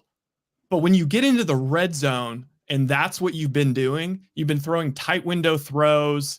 That's what in shotgun, that's what you've been used to. Like all of a sudden that completely disappears when you're in the red zone. Everything gets way tighter. You're not going to fit those tight window throws in. So that's one thing. The second is like Brock has, I guess you could say, got away with it, but I mean, he's played so well. It's really hard to say got away with it. Just, having all these throws down the field into crazy tight coverage. And it felt a little bit like today, like, because I have no explanation for what the hell some of these picks were. Yeah, Like, exactly right. does he just have so much confidence in what has been happening? And Did you hear his comment when I asked him about number 2? I asked him about the second pick that he threw to Ronnie Bell. Oh, do you have it? Go ahead. Yeah. Here's Brock on the second pick. Coming. Sorry. There. This is with the video. The second interception was on me again. Ronnie did his job. I thought he just got hemmed up. I didn't know where he was going to come out on his route, so I just tried putting it on him, and then he ended up breaking out pretty good. And so Ronnie did his job. It was on me. So on the play, when he says he didn't know where he was going to come out, I think what he meant was he wasn't sure exactly what depth he was going to break to the outside, and he broke sharply to the outside. Purdy thought he was going to go further down the field, so he put more air under it, and he basically just threw it. He airmailed him by 5 yards, and the chief defender was standing right there and made a pretty relatively easy interception. Yeah, I thought. So, I think it just has to that one. I think has to do with just the lack of field reps that Brock has with Ronnie Bell. He's trying to make a play, but Brock was not very good today. There's no question. Yeah, Brady. When he's good, I say he's good. When he's not good, I say he's not good because, it's not. Come on. I mean, it is what it is. We all saw that game. Yeah, Brady was on. Turn it over 3 times. You just can't. Yep, Brady was on the broadcast today, and he's usually very, praiseworthy of Brady, but he was Purdy, but he was pretty hard on Purdy today. I heard that. I don't know what he said, but I've heard a couple people. He just said he just wasn't making good decisions, good throws. A positive. I thought the most positive thing and the negative thing all happened within 2 plays of each other when the Niners stopped that fake punt. And then the very next which was play, a great play because they left their defense out there. That was a defense, right? Their defense, right. Bosa was out there. And then the very next play, Brock forces one in there and it's picked off. I did not see one check down today to the backs. No check downs over the middle, which is amazing because if you looked at the numbers, the one thing that was glaring is that Nick Bolton and Drew, what's the guy from Notre Dame, Drew Tranquil, both those guys had horrendous numbers as far as defending the pass. I thought the short passing game would have been a huge part of the Niner pass. Why didn't we see one today? And it wasn't.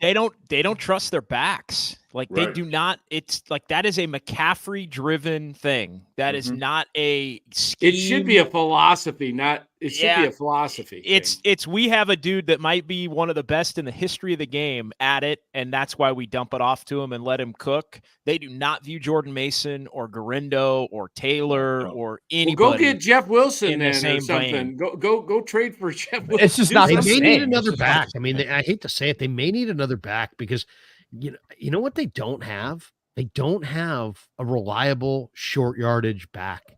Go get JP Jeff Mason Wilson. is not a reliable short yardage back. He's an enormous talent, Mhm. but he's not a reliable short yardage back, and they need that. They absolutely got to have that. Somebody on there's got to be a reliable short yardage back. Dale says, "What's the identity? Empty all the time? WTF?"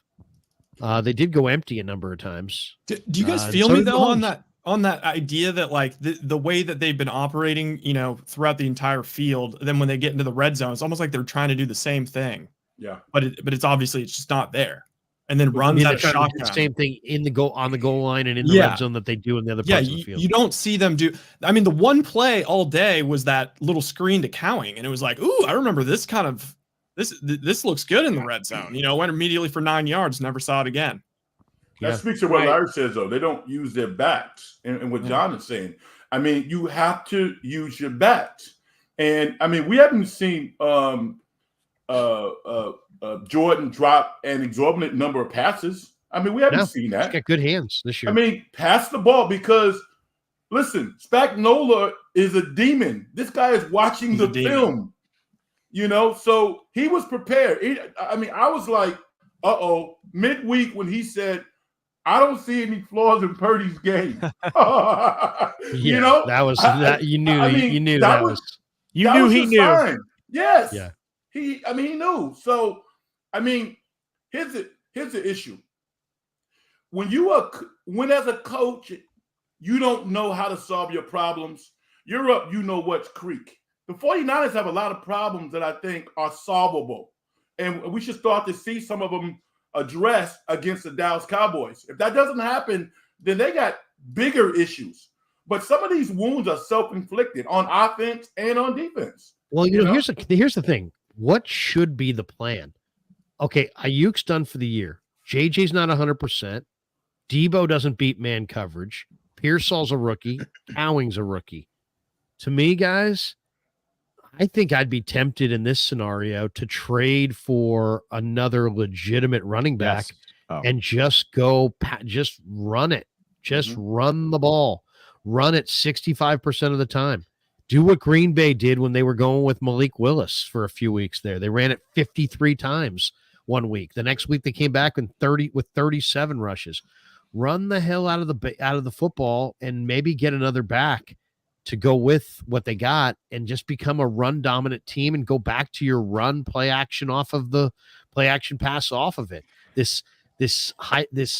Put Purdy in the gun and be a downfield passing attack that works when Debo and Ayuk and you got all your weapons. But when Ayuk's done for the year and and Debo's not, a shadow of what he was, and you don't separate and you got all these young guys, might be the best thing to do to play complementary ball is protect the heck out of your defense and run it like 65% of the time. Well, we'll see that when Christian McCaffrey comes back, maybe after the bye in Tampa. That's when they'll get back to that. But I just don't see them going and getting another back. I could see them maybe needing to go get a receiver at the deadline. Yeah. But it's, a lot of the conversation, and I think, George Kittle said it in the post game, these young guys are going to be forced to grow up a little bit.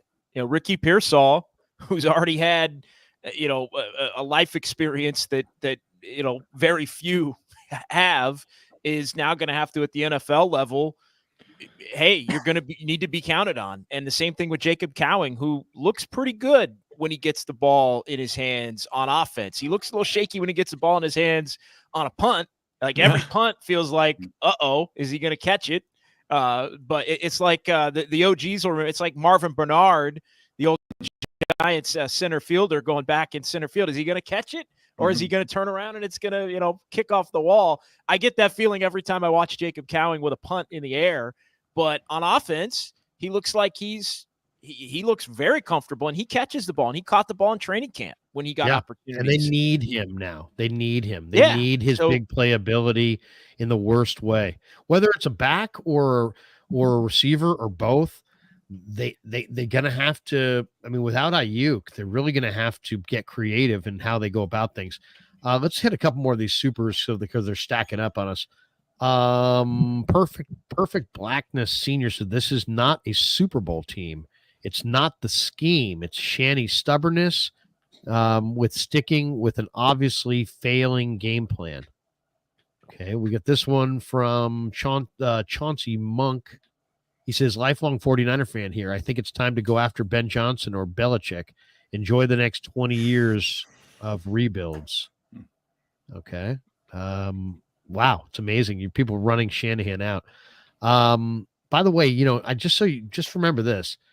Andy Reid was hired by the Eagles in 1999, and he won the Super Bowl for the first time in 2019 with the Chiefs. So and now he's won a few and maybe going to win a few more. So in a lot of ways, I kind of view Shanahan as Reid before the Super Bowls. Maybe I'm wrong by that, but I think he's going to win them. Heck Dell says Debo heard trade rumors and quit on the team. What do you think of that? Diana Rossini put out trade rumors yesterday that Debo may get dealt, and then he's sick today. Cause and effect? I mean, I don't know. Who knows on that. But Fuji Simeon says, do you think Kyle is overextended? Does he need to delegate play calling? I.e. get a run or pass game coordinator to call some plays. Wide receivers you want? I mean, I'd want a younger receiver. I don't want an older receiver, and I want a complimentary receiver. I'd want somebody who can really run, like a Christian Kirk. I want somebody, you got to have somebody. To me, you don't have that scary receiver. I'll tell you the guy that I would really like. I'd like to, because I think the Rams, even though they beat the Raiders today, they're going nowhere. I'd love to take Tutu Atwell away from the Rams because then you've got a 4-2 burner who separates and gives you all kinds of big playability. And I think he would create the kind of room. I think his speed would create space for the rest of the guys on the team. Bill M says Kevin's take was overblown. It's not all on Brock. Okay. It's not all on. I don't think Kev said it's all on Brock. He just was being critical of Brock, saying he wasn't very good today, which it's hard to say that. It's hard to disagree with that. Even Brock, I just asked him about this. I was the first question of the presser. I said, hey, how do you reflect on this? He's like, I didn't play very well. I need to play better. Treeman McCool Jackson says, last week I called 49ers 73-6. Guess I was off a little. There you go. Perfect is back. He says, no, this was a horrible game plan by Shanahan. I think that's fair. I mean, I got to watch the film again, but it was not a great game plan. Bill M says Shanahan had no game plan today. His fault. Okay. And we got this one from Charlie Sinclair. He says, why no blame for Kyle? People love to blame Kyle. I mean, he's the head coach, so he's got to, he takes the credit when they win, and he takes the blame when they lost.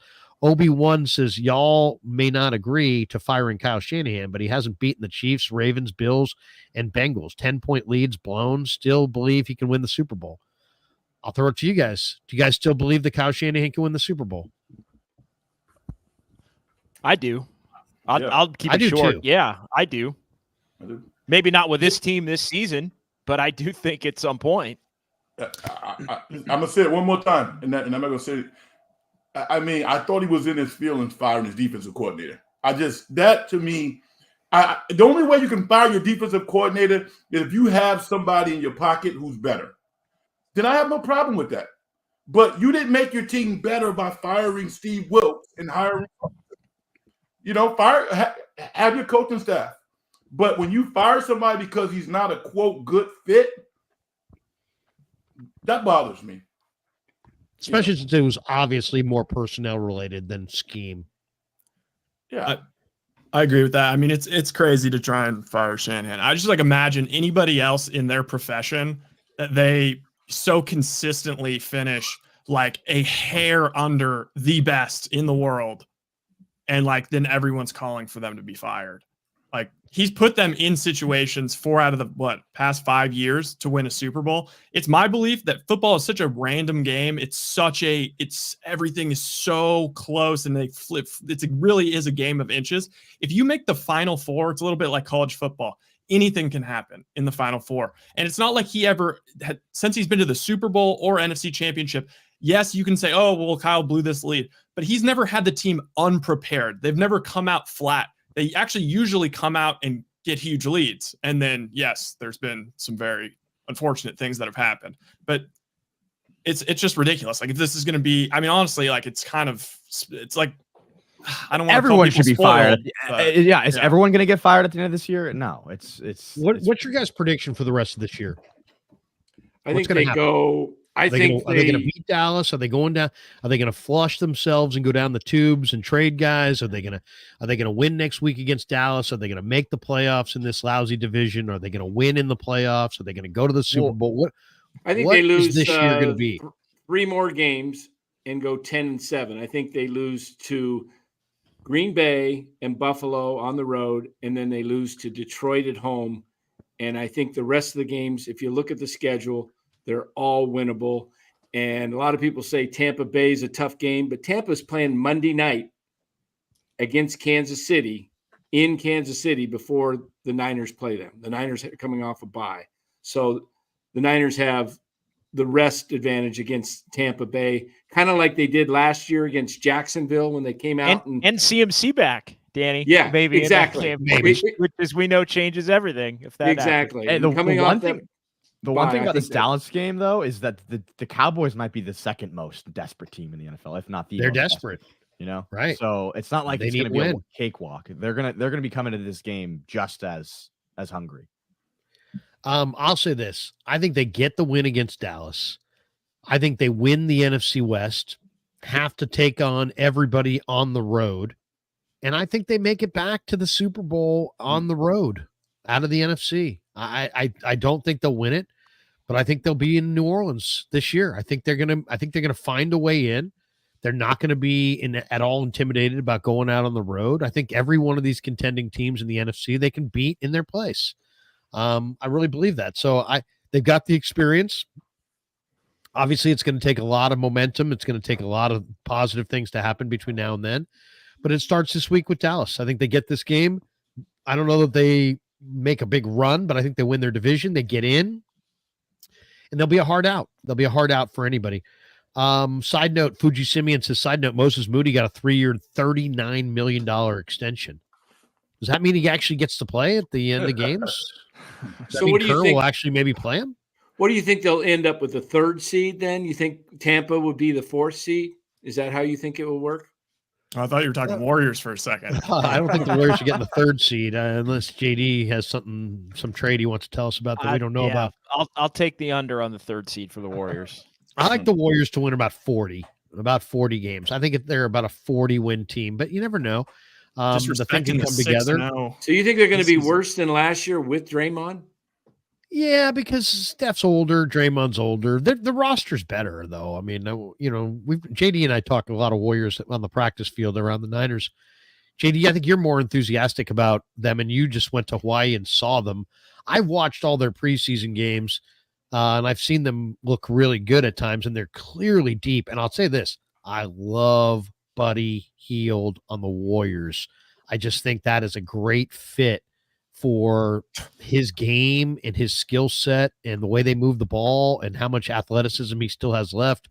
I think that's a perfect fit. And they have a high IQ group of guys as far as basketball is concerned. And Buddy, I think in this environment, that will rub off on him. I love that acquisition a lot. But I still think 40 wins unless they can make a midseason trade. If they can make a midseason trade and change things up a little bit, hopefully move Wiggins and in some package, maybe they could win 50 games. But to me, they're more of like a 40-win team. I think they've got a better roster than they did last year. I do think they are deeper.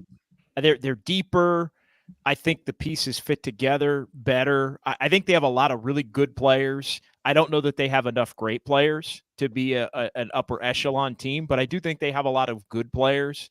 I think I think the old and young balance is better. I think that the distribution of different skill sets is much more complementary.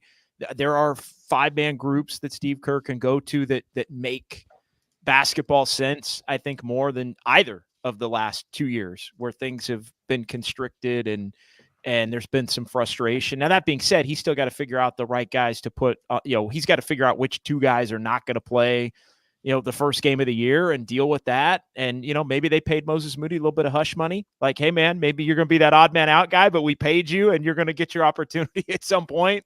We're showing that we respect the hell out of you, even if maybe I may ask you to be the guy that doesn't play for the first couple of games.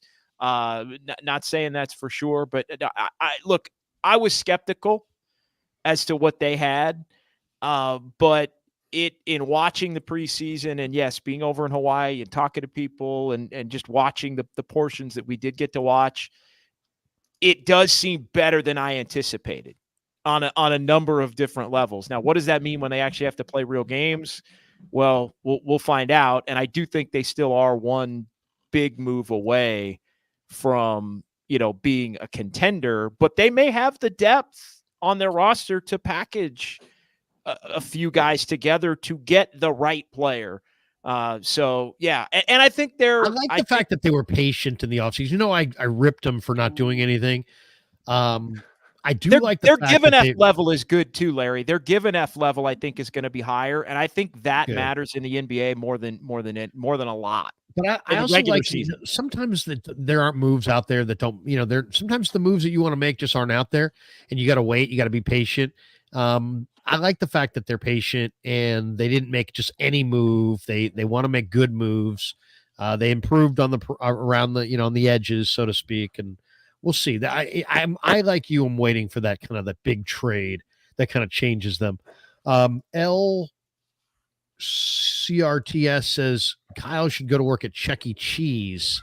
Fire him. Okay. What's Chuck E. Cheese paying these days? John Muniz says, I'd say be sellers at the trade deadline. Hard reset because I find it hard to believe this team has the heart to make a run for the playoffs. Kyle is lost. A lot of criticism of Kyle today. A lot of criticism. We got this one from Bill M. Kyle more into partying with players with his hair and his hair. Okay. Why? Because he had Rick Ross at his party. Perfect is back. He says also Shanny deserves personnel blame because the wide receiver whole core was picked by him and none of them can beat man coverage, but Shanny's game plan, ... That's true. Yeah. I mean, I think that is a fair criticism. Charlie Sinclair says Brandon Staley. What did he say? Oh, Brandon Staley's D kept the game close. Kyle failed. Okay. John Kalua says, I don't want to hear about all the weapons on offense anymore. There's Purdy, Kittle, Mason, and an out-of-shape left tackle and an up-and-coming right guard. That's it. That's harsh, but probably accurate. Dale says, this just in, the Niners are not a good football team. It's very succinct. Jarrett writes, 49ers are tied. Most penalized team, poor coaching. Are they really the most penalized team, Kev? I can check that. Check that out. See if that's accurate. DeBig says, been saying for years, Shanahan has no accountability, bad play calling, and awful clock management. Needs to hire a play calling OC already. I think he could use some help. Let's get through the last of these. 96 collectors, relax. All of you in the chat are too soft. It's week 7. I love that. Call out the whole chat. 96 collectors, relax. All of you in the chat are too soft. Week 7. Look at that. He doubled up. It's back to back. The second time he said it, he kind of went like that with his hand. Matthew Short says, Kyle is completely to blame. Special teams continues to be overlooked. Our offensive line is horrible. Plus, you can't beat Andy Reid. I wonder what Reid says to him at halftime or at the handshake. Hey, I own you, huh? You know, what does he say? Before today, the Niners were tied for first with the least amount of penalties per game. Yeah, I was going to say, I don't think they have the most penalties. DeBig says, we got this one from DeBig. He says, enough already with starting Brendel and McKivitz. there's got to be better options at center and right tackle. Feliciano, Nugent, and Burford. I kind of agree on Brendel. I feel like Brendel is like, come on, man. How many? You got other guys. I mean, go to some of these other guys that are better. But, Chris Forster assured me that Brendel's his best player or his best option at center. Charlie Sinclair says Kyle's disrespect of special teams is a black eye. And we got this one from Sal Gonzalez. If this season ends with no playoffs, you think they consider them looking into firing or trading Kyle and starting a rebuild? It seems far-fetched, but I don't know. I don't think they're going to fire him or trade him. Now, let's be honest, they're going to win the division. Like they're going to win. They're going to win the division. The division's ass. And if you don't think so, there's an opportunity for you to actually make money and bet against them because it's plus money right now. So go ahead. Exactly. And that means a home game. That means a home game against somebody, probably one of the really good NFC North teams, Minnesota, Detroit, or Green Bay. But it gives you a shot. And look, they've won 2 playoff games every year under Kyle Shanahan. They've gone 2-1 every year. It's hard to have as good a record as Kyle Shanahan does in the playoffs without winning a Super Bowl, but he's done it. We were making predictions earlier. I think they'll win division 2, but I don't think they'll make it back to the Super Bowl or win the Super Bowl without Christian McCaffrey. If Christian McCaffrey's not there, like after I rewatched the Chiefs-Niners Super Bowl, you forget how much CMC offers this offense. Like they just throw the ball to him and he just runs. Like he just explodes. Like that, they're missing him they're missing him a lot. He's their Steph Curry. Like he is by far their best offensive player, and the gravity that he creates opens everything up for everyone else. It is just, he is, when he's out there, better at his spot than anybody else, and it's not even close. I mean, yes, Trent Williams, Bosa, obviously in that category, but among the skill guys, like the Niners, it was always the Niners had Ayuk and Debo and Kittle and all these weapons, and then they got Christian McCaffrey, and it's like, wait a minute, were any of these other guys actually really ever number ones? Like McCaffrey is he's like having a 20-game winner ace starting pitcher like that. He is Roger Clemens in his prime. Like he is not, a middle of the pack, guy. The rest of these guys I think are twos, honestly. Like I think, and Ayuk and Debo and Kittle, like they are not the elite superstars. They're all stars, but they're not superstars. McCaffrey is a superstar. He's dynamic. They're not dynamic. I mean, that's the other thing. It's like there's a reason that the NFL Network televises the GD Combine. There's a reason that all these scouts are sitting there with their stopwatch and they care so much. There's a reason, right? It's because speed matters. Speed is a huge part of the game, and the Niners don't have speed. It's a very slow football team. It's slow on the back end on defense. They're slow at wide receiver. They're, without McCaffrey, they're relatively slow weaponry wise across the board. Perfect says, I'm sorry, a lot of this seems to be a bunch of using player mistakes to excuse Shanny's terrible game plan and overall bad coaching. Local press. Oh, look at you. Bill M says, Kevin, normally you don't speak. Today, bad take. Oh, I knew people weren't going to like my Purdy take. I thought he didn't play well today. Sometimes you got to bring it, kid. Fuji Simeon says, terrible day. 49ers lose and Dodgers go to the World Series. Not quite yet. It's 7-4 in the bottom of the 7th. Shit. All right. But they're going to the World Series, right? Probably. Yeah. I thought it was already. Isn't it? What Dodgers still have to beat the Mets, right? They have to. This is game 6. Gotcha. Yeah. Yankees. Go Yankees. I want to see the Yankees beat the Dodgers. The Krug Show at the Krug Show. No, his is not a Super Bowl team and barely a playoff team. This is a well-schemed team offensively, but not particularly well-coached team. My question is these same people that are saying this, I know that if we go back to the previous years where they've struggled, started 3-5, 3-4, whatever, they were saying the same exact thing. Sure. And then it's like when they get to the Super Bowl, then it's like, so they did something that they thought there's no possible way it could happen. They get all the way there, and then it's Shanahan and whoever's the quarterback are losers because they didn't. Well, get I it mean, done. like, give you an example. Last year, the Niners rampaged. They got the 1 seed. They got the bye. They had the road to the end to the Super Bowl come through their place, and they wound up beating Green Bay and beating Detroit. But they played like shit. They played awful in those games. They lucked out to get to the Super Bowl, and then they got beat by Kansas City. You never know the way it's going to go. It's not about do you play at home. It's about do you get into the playoff tournament, and how are you playing once that tournament begins? There's a lot of time between now and then. There's a lot of time to get right. There's a lot of time to develop your football team. There's time to add pieces to your football team. It doesn't just because you're not looking good on the 20th of October, which, by the way, today is my brother's birthday. Happy birthday, Chris. Just because you're not rolling on the 20th of October doesn't mean you're not going to roll later on. Dale says mentally weak. Trent fighting embarrassing. Did Trent get into a fight? I didn't even see that. Yeah, he punched a guy in the head. I didn't even see that. Was that the end? Yeah. I'll pull it up. Oh yeah. Cook, right, was of the Chiefs. He popped him. And he was, and I'll tell you, I'll give you another little, like, we were watching John Lund and we were watching. So you get kicked out of the game, right? And you got to leave the field.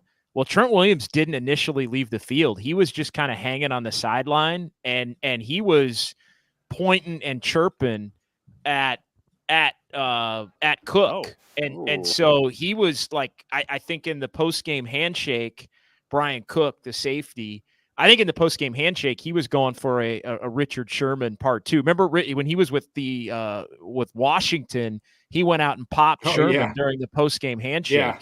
Yeah. Trent Williams did in 2012 or right. And so I think he was basically telling him in between plays, hey, we're going to go. Like, we're going to meet at midfield and settle this. And then the referee during the 2-minute warning, one of the referees, the officials, noticed that Trent was on the sideline still and said, hey man, you got to go. And so he walked him halfway to the tunnel and said, you got to go into the locker room and hit the shower. So nothing ended up happening on that front. And Trent signed someone's autograph as he was being escorted. He did. He signed an autograph in the tunnel. Some little girl, yeah. Trent's a really nice guy and a really bad man. He's both. John Muniz says you must be high to think this team is going to make the playoffs. They'll be lucky to win the West. Injuries and not the team from years past. No, they are going to make the playoffs. The Rams, the Cardinals, or the Seahawks? No, the Niners are going to make the playoffs. It's just a matter of do they go anywhere once they get there. John Kimball says Kyle is a modern day Schottenheimer. Good teams, but never wins a Super Bowl. Well, that's interesting. Until he wins in the playoffs, you're kind of right. Rakumi says Debo's tummy hurts, and our other 2 starting receivers are out. Kyle or Brock needed to help each other today, and neither did. Just bad play calling and Brock picking the worst day to have a terrible game. Heads must roll. I don't know what head's going to roll, but I definitely think that those 2 guys both had bad games. No question. Shanahan had a bad day for Purdy. L. Kurtz says Debo didn't play because he's getting traded. That could be the case. Perfect. You're not trading him now, right? You're not trading him now. You lost Ayuk, are you? Well, it depends what the motivation to trade him in the first place was. Maybe the trade had to do with money. I think if they lose to Dallas, first of all, they're not going to do anything until after this week. But if they lose to Dallas, I think Mooney's gone and Debo's gone. That'd be my guess. Perfect says, I'm sorry, but with this money, with this many all pros on both sides of the ball, the San Francisco press needs to take the kid gloves off Shanny and ask him real questions, period. Go ahead. Perfect. Send your question. That's so great. And I'll read it tomorrow at the presser. Yeah. I was waiting for that. If you got a great question, I'd love to see it. Yeah. What's your question? What's your question, Hot Shot? Since you're going to rip everybody else and say they don't ask real questions, let's hear your real question, Hot Shot. Charlie Sinclair said, would Larry still take Purdy over Herbert? I absolutely would. Bill M says, and Kyle won't play Cowing because he's a rookie. He played him today. And I don't think, Kyle's played Pooney the whole year. He started him a whole year. He's a rookie. Melvin Tutts says, what up with Jalen Graham or Tatum Bethune over Campbell? Yeah, they like Campbell. I mean, as simple as that. I asked about it this week. He says we like Campbell. He's a veteran. I think Winters Campbell's played a lot today, though. Yeah, I was gonna say, Winter was out there a lot. Winters was Winters had the basically most embarrassing low light of the entire game. He ran out of bounds and let Mahomes run down the sidelines. He did, but in the two linebacker set, it was Winters and it was Warner today. It was not Campbell, and it wasn't even a rotation. Campbell really only played.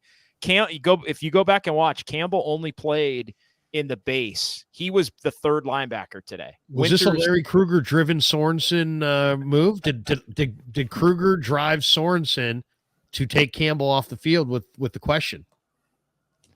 I think everyone knows. Yeah, I mean, even no, I know. I'm just saying. I feel like Sorensen dodged your question by saying, "Oh, we like him," but they know we like them both.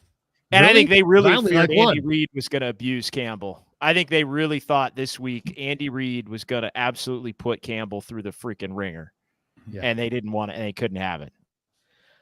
We got this one. This is a big one. I love the orange ones. Rakumi dropping a 20 spot. Reid adjusts to the situation he has with his personnel. 3 tight ends. When you lose receivers for struggling quarterback, finding ways to get athletes in space and play calling. Kyle would rather play old, slow vets, even if they make mistakes. I do think Andy Reid is very, very good at utilizing the personnel that he has at his disposal. And he takes what the defense gives you. You noticed a lot of their big plays were just little 4 or 5 yard dump offs. Mahomes scrambling, looking, finds Kelsey just right over the first down marker. Boom. No big plays down the field.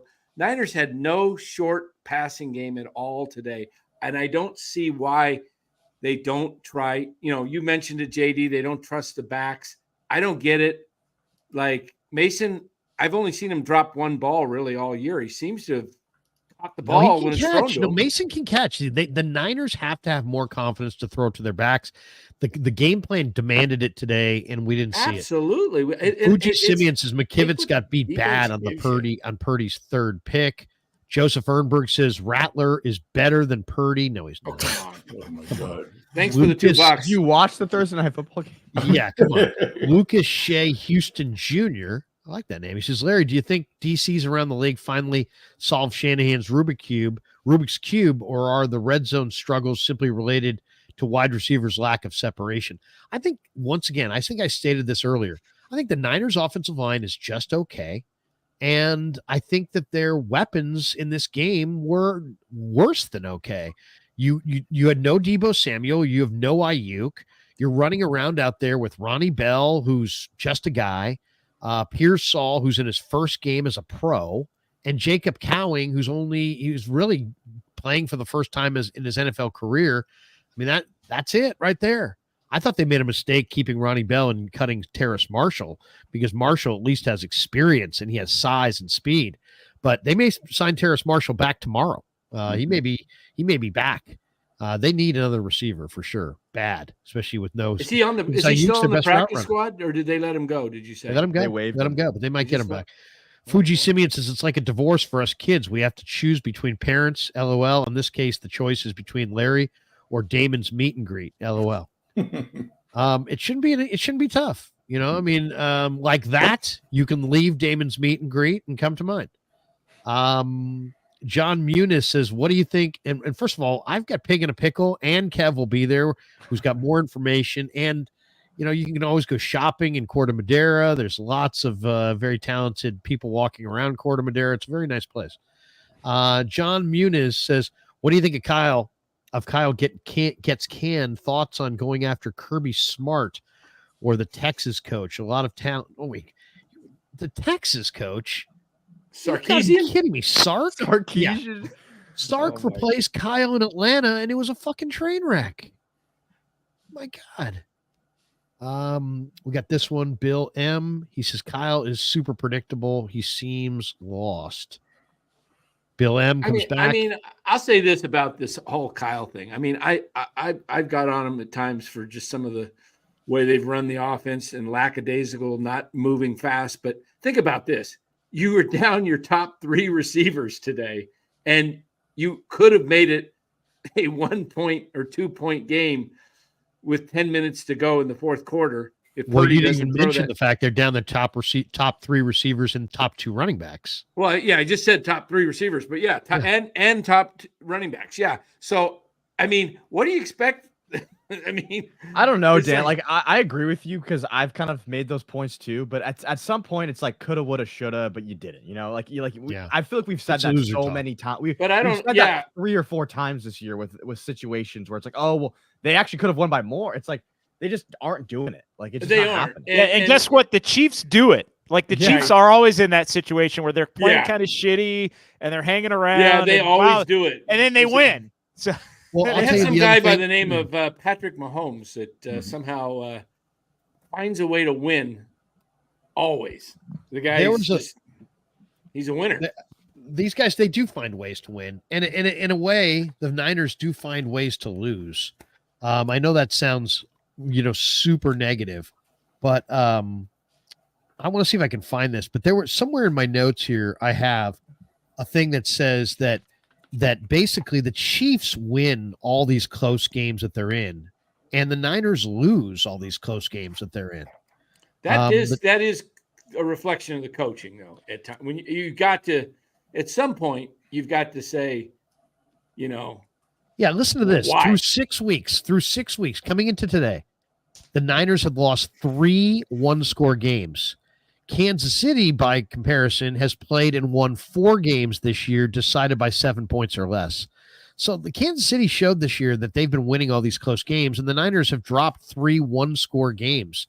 And so I mean, it's like, there's no question. I mean, the Kansas City right now is they're the best. They're the best. At some until point, the 49ers figure it at out. some point, losing breeds losing, because I mean, look at Cal. They've lost 4 straight games by a total of 9 points, and you can just and the Niners play kind of similar. It's like you can see there's the way they're playing is not confident. I mean, No, they're not The- confident. the they're fact not is- playing confident. They're waiting to get beat. yeah, I know it was early and the metrics or the analytics when they went for 1 instead of 2 in the first half when it was 14-12 said probably go for 1. I get it. But sometimes you have to go with the momentum. The momentum was, hey, the Chiefs had the ball the first half. We picked it off, come down and scored. The crowd's now all of a sudden in the game. All of a sudden, you had a chance to be down by 3 scores at halftime. And now 2 minutes into the second half, you have a chance to tie the game and you go for 1. And I'm kind of thinking to myself, I don't understand trying to play conservative against Andy Reid. It's never worked. It's kind of like, I don't know. You It's like- can't. You're going to get run over down the stretch. It happened in Super Bowl 54. yeah, exactly. They're Just not a go great for it. offensive team this year, but you have to be able to score touchdowns and not field goal. You don't beat Reed and Mahomes scoring field goals in the red zone. Bill M says, Frank, because Kyle is dumb, he won't run. And that's there you go. That's from Bill M. Replying to something Frank said. Eric Dowling says it's time to move on from Kyle Shanahan. He cowers in the corners versus good teams. I'm so done with him as a head coach. Wow. Let me say, can I say one thing? It's like, Yes. I mean, like I know these 49er fans are like, and I'm a 49 supporter. I know the fans, they love this team. Do you remember all those losing years? Seriously. Do we I have mean, to are bring you- Jim are you- Tom Sula back? I mean, he's a football coach, Tom Sula. I mean, give me a break. I mean, this is ridiculous. It's like, There were yo, people that wanted to fire Kerr last year. I mean, it's crazy. It's like, listen, get back to the fundamentals. When the 49ers have a game and they make every tackle and they have no drop passes and they don't have these stupid penalties and they still lose by a lot or whatever the case, and we can start talking about coaches. But this team they have too many self-inflicted wounds. Injuries are injuries, but this team can play better. Erase what took place last week. Get ready to go out and play the best game that you've played all season against Dallas. Yeah. And- No, seriously. Go to Dallas. Dallas can't stop the run. You gut them. You Yeah. run it at them and you stop their run. You get a win. You go into the bye week. You come out of the bye week, you make a trade, you pick up a couple extra players, and you go from there. I think they're I know today it looks bad. Well, I think it's going to look better in a week. Perfect says Shanny's not going to run juice more because it doesn't match with Shanny's game plan. He'll only run juice to force his original game plan to work. Mufasa says, I could be wrong, but I haven't seen Kyle chew out Purdy like he did Jimmy and Trey. Kyle did have a long conversation with Purdy in the locker room at Brock's locker. Grant asked Brock what Kyle said, and he just said they were going over things from the game. I think Kyle is tough on Purdy and is direct with Purdy.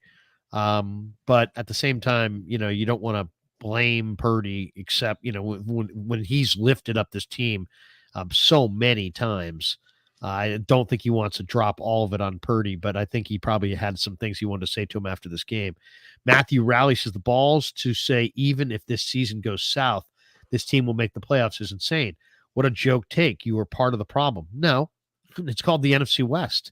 Exactly. Go ahead. Tell me who's gonna beat the Niners. They might It's be not able to about- win the division at 8 and 9, depending upon how it plays out. They don't. All you got to do is be better than Seattle, the Rams, and the Cardinals to go to the playoffs. So even if this thing goes totally south, this team will make the playoffs. This things have gone totally south, and yet the 49ers probably still have. What are the chances? Are there printed odds anywhere, Kev, on the Niners' current odds to make the playoffs?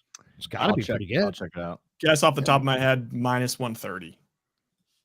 Minus 130. That would be my guess. Which is, what do you think of that? As far as a price, I think As far it's as I think it's likelihood. fair. I would want to hammer it. I think past performance is the biggest indicator of future performance. So, in 23 after the bye, last year after the bye, they went on a 6-game winning streak. They were 7-2 post the bye. In 2022, they went on a 9-game winning streak post the bye. In 21, they were 8-4 post the bye, and in 19, they went on a 5-game win streak after the bye. Ultimately, went 10-3 after. Yeah, the this bye. is the Blake Snell team of second half, Well- man. It's the second half team. And 2 years ago, I think is the most. They were 3-4 2 years ago, basically to the day. The Chiefs kicked their ass this same weekend, week 7, and they were 3-4. They did not lose again until the NFC Championship game when Brock Purdy got hurt. They won 12 straight games from that moment. I think it was 2 years ago Wednesday. Are the Who Niners beat- on the verge of running the table? I don't think they're as good as last year's team Yeah, I don't think or so. the year before. I Bill don't. M says what you're all saying is that this is Kyle's fault. No, we're not saying that. Lucas Shea Houston Jr. says today Purdy reminded me of a young Jared Goff. Look at Goff now. Trust the process. Faithful. Purdy will learn to beat man coverage. Come on. If you're quitting on Brock Purdy after a couple bad games when the guy's had this kind of a start to his career, you don't have a lot of faith. I would say you were never with him to begin with. Bill M says, Dan, you're out of your mind at 10 wins. Okay. Danny could be out of his mind, but he's got a Yankee hat on, and he's a man sitting behind a large barrier wall in a secured, place there in Arizona, and nobody could possibly get to him. DJ Iki Kidi Didi says, what do you guys think about us getting Pickens? He doesn't do George it for Pickens? you. He doesn't fit. No. Not a He's cultural also- fit, and why would they trade him? Yeah. He's also Right, kind of an exactly. asshole. That's- That's like, He's that just talented. though. doesn't. He's That, talented. he is I- I- talented, but Right. he's not a. He doesn't He fit doesn't the block, program he doesn't- mid-year. I like DeAndre Johnson or Deontay Deontay or Christian Kirk. I think those two fit the offense more. But here's the deal with Jacksonville. You know what? Like, people kill Jacksonville, right? Yeah. If the games were played like for 28 to 30 minutes, they would probably be in a lot of games. They don't play complete football games like they did this morning. They're 2-5. They got the Patriots. They still think that they can win and play decent football. It's a week-to-week proposition. They think that the quarterback's a bum. He's not a bum. He hasn't played good football. So, the NFL is tough. A lot of fans sometimes don't understand that. You got to strap it up every week, and you can't beat yourself. Like, we're watching KC. KC's a shell of itself 2 or 3 years ago. Listen. But that's a great point you just made, Frank, because they don't beat themselves. Exactly. You have to beat KC. They don't beat themselves. They're not like some of these other teams that whiz down their leg. They don't whiz down their leg. They make you beat them. They make plays. Hey, here's the guy that says I'm crazy for 10 wins. Let me go to the schedule. Cowboys. They need 7 wins. Cowboys win. Tampa win. Well, Tampa's going to go. Okay. But Niners got to buy, and they're playing Monday night. All right. Just list them. Seahawks win. That's 3. Packers loss. Bills loss. Bears win. Rams win. Dolphins win. Lions probably loss, and then finish with the Cardinals win. That's 7 wins. That's 10 wins. There you go. Danny drops. Look at that. Danny's fighting back. Dazza says, how can you be confident of any win with losses to the Rams and Cardinals? Their only good win is against a mid Seahawks team. That's true. It's true. It's fair. It's a fair comeback. Chauncey Monk says it's been 20 years. This franchise goal is to win the Super Bowl. How many years do you want to sit here blaming it on luck? What if Shanky misses the playoffs? What if Shanahan misses the playoffs? I mean, there are high standards here for sure. But once again, I'm okay with having a discussion about replacing Kyle Shanahan. I just need you to tell me who you're replacing him with, and then we can discuss it. I can't tell if these lines are. Sorry. Go ahead. I was gonna say I can't tell if these lines are accurate or if they're like recurrent, but on DraftKings it says the Niners are plus 130 to win the NFC West. Boom. Wait, is that what I said? You said minus 130. You meant plus. John Kimball says, is the Niners post game? Is this Niners Warrior post game or Warriors post game? Oh, look at that. Well, that's the beautiful thing about this. We can be everything we want to be. Heck, we can start talking about Billy Owens as the next general manager of the Giants if we want. Dazza says 49ers going 10-7 will be knocked out in the divisional round. And we got this one from Come On Friday. He says, John Lynch, call Miami and Tennessee linebacker, offensive line, tight end, wide receiver. See what's available at those positions. Get 2 out of those 4 before the deadline. Plus, Brock saved the Niners money today. In other words, I guess they're not going to pay him as much because he didn't play as well. Is that what you're saying? Naz says, it takes the GOAT, Tom Brady, for brutal critiques of Purdy instead of fans making excuses for horrible quarterback play. He had a bad day. The guy came into today. The Chiefs coaches were saying that he should win the MVP of the league.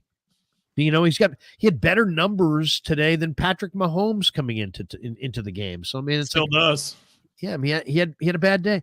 Bill M says, "Are you serious?" Kyle played cowing because he had to. Well, there's no question he was forced to, but he also activated him and he drafted him. So it's not like we can't give him any credit at all for having Farhan played Elliot Ramos because he had to, and look what Ramos did. Look at Danny. Danny's got baseball in the brain. Chris Brighton Bucher says, for everyone wanting Shanahan to be fired, do you remember what it was like before he was here? Tom Sula and Nolan? Yeah. Chip Kelly, 7 straight 100-yard rushers. I got to get to the bottom of this list here. We got Perfect, who says, will you be firing Brian Schneider? Shouldn't Sorensen be on the hot seat? I think he should. Why is Ronnie Bell on the roster? I think that's a good question. Do you change your game plan pre halftime? This is his response to you saying what his question should be to Shanahan. Oh, I got you. Will you be firing Brian Schneider? Okay, come on. Seriously, right. That's not a Now, if somebody runs a kickback next week, you can ask that question after that game. Yeah, but that's pretty direct. That's pretty direct. Yeah. By the way, Brian and I are going to lunch after this. That's pretty. Come on, you guys know me. If I stood up at a press conference and said to Kyle, how you doing? Are you going to be firing Brian Schneider? How would you? JD, you're in the room. What do you guys think? How would that go? Way too aggressive. I think your press credentials way too aggressive. That's your way press too credentials aggressive. might get revoked. It's too aggressive. It's borderline unprofessional. Yeah, totally. It is, but it's also fair. Again, I would say if it's fair. There is in a week or two. If there's a blatant miscue next week with the bye following, it would be fair to say, Kyle, are you planning on making any changes on special teams at the bye? You gave up another touchdown tonight. Like that's absolutely fair. And he would say, He would either say no or he would stumble, which would mean he probably is at least thinking about it, which I don't think it's off the table that at the bye, if next week goes awry and there's another, something that results in a touchdown or a game-losing play, a major game-losing play, I think it still could happen. Yeah. The way I like to ask questions, I like to ask a question that sounds, instead of just being mad at what happened or what's going on, try to create some kind of at least a legitimate question. I'm going to give you an example. Here's the question I asked last week. Tell me if you think this is harsh, but at the same time, I think it's somewhat legitimate. We're almost done here. We're going to finish up right here, but I'm going to show you this. This is Sorensen. And I asked Sorensen this question, but listen to the way I asked this question. And he didn't freak out. He didn't answer it necessarily, but here it is. There's been 42 missed tackles in the last 3 weeks, and Campbell's missed, I think, 8 or 9 of them. Obviously, you're going with him. Why is he a better option than Winters or Graham? We like both of them. I mean, they've both been getting snaps, talking about D and Devondre. He's got so much experience. He brings a calmness. He understands the scheme, and he's been doing a really good job, and we've also been rotating D in there as well. So just like both of them. So that was 42 missed I felt like he almost had to swallow something before he was like he said, like. but you see what I'm saying? At least he knows there that I want Winters to play over Graham and over Campbell. And I'm asking that directly. I think that's about as direct as I want to get, to be completely honest. And I could ask, like Kyle Shanahan, why did you go with Ronnie Bell over Terrace Marshall? Isn't Ronnie Bell kind of a redundant? Isn't he kind of redundant with the other receivers? I think I could ask that question and feel clean, but I don't know. Some of the, thank you, Perfect, for some of those though. I'm glad that you threw a couple questions, because I challenged you to give me some questions, and you. Why is Ronnie Bell on the roster? That's a pretty crazy question too. Just like straight up. That's a pretty direct, rude question. You know what? I'm sorry. Go ahead. No, I was just gonna say, if Steve Kerr got asked, 2 questions like this, that person would no longer be in the top tier. Shouldn't Sorensen be on the hot seat? Like that's. I'm just like I wish that some of the fans could have like a day in the life with you guys. With JD or you, Larry, because they don't understand that this is a close business. Jobs are on the line. Relationships. They don't get it. They think this is not Monopoly. This is not sports Monopoly. This is not Twitter. It's not. No, this is real. And say it's easy to get in a chat and be like, fire his ass. It's another thing to publicly call for a man's job. I will do it if it's appropriate, but I've got one rule. And my one rule is this: don't F with another man's money. That's my line. Where's the line? Don't F with another man's money. So if I'm going to go at Devondre Campbell and ask direct questions and like why, I better be on some solid ground with what I'm asking. I better have all the numbers better reflect that I am 100% right. It's not one of these, well, I could be right, I could be wrong, and who cares? I'll just throw it out there. I'd have to walk into that press conference knowing damn well that I'm right and they're making the wrong decision. And sometimes that is the case. And maybe we saw it this week with Campbell giving way to Winters. Let's finish up here. Thomas Messina says, Mustafa running into Mahomes and dropping him like a fly on Mahomes' touchdown run will give me nightmares.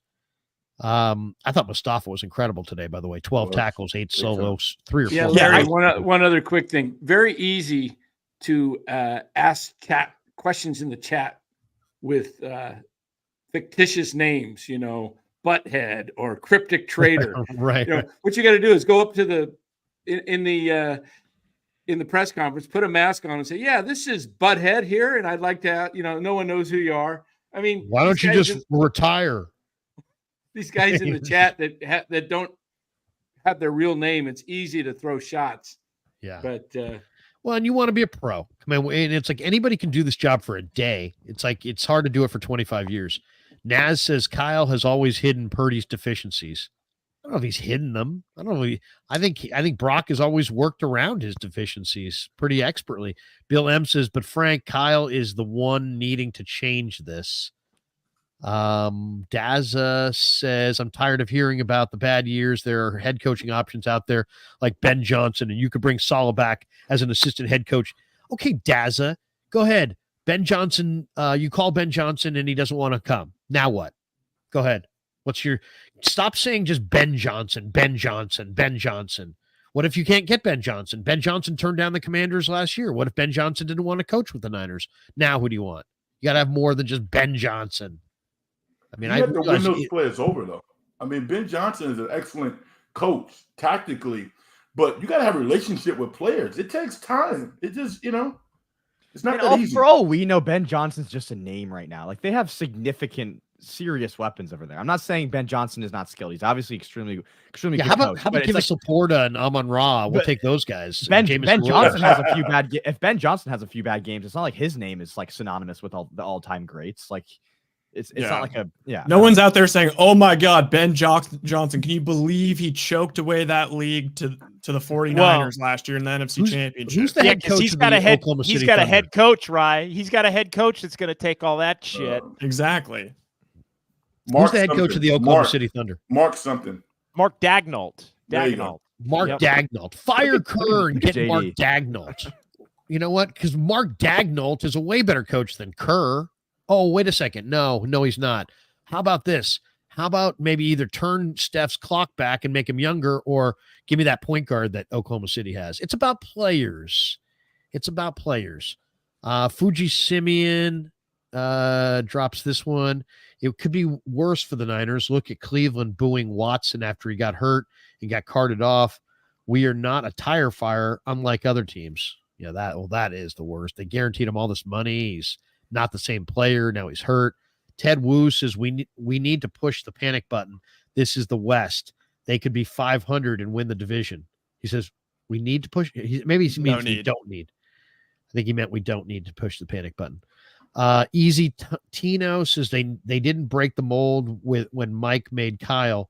Y'all kill me with this. Do you remember stuff? Name the championship Kyle won as a professional coach. Name the championship that Ben Johnson name the title that Ben Johnson has won. I mean, it took Andy Reid 19 years to win a Super Bowl. Right. Okay. 19 years. 19 years. I mean, give me a break. I mean, the guy's gone to 2 Super Bowls in 7 years. Right. And Eagle fans are like, well, yeah, we were justified. We got Peterson. Yeah, now Peterson's gone, and you've got Sirianni attacking fans in the 5th row, and Andy Reid's in Kansas City piling up Lombardi trophies. Did you really win? No, you didn't win. You lost. Yeah. You ran out a damn good coach because you got tired of him, and now we went to Kansas City, found a quarterback, and won. And you're sitting there as dysfunctional, Freddie. Rakumi says changes need to be made to make the team great, but what do these fans think? Andy's and Bills are rare. What's the better option to these idiots? Sick of the faithful crying if we're not 20-0. Faithless, I would say. That's most of the people I see online are faithless. I don't think they can even call themselves. They have no faith. Faithful. John Muniz Reid was down his weapons as well. All I'm saying. Oh yeah, no question.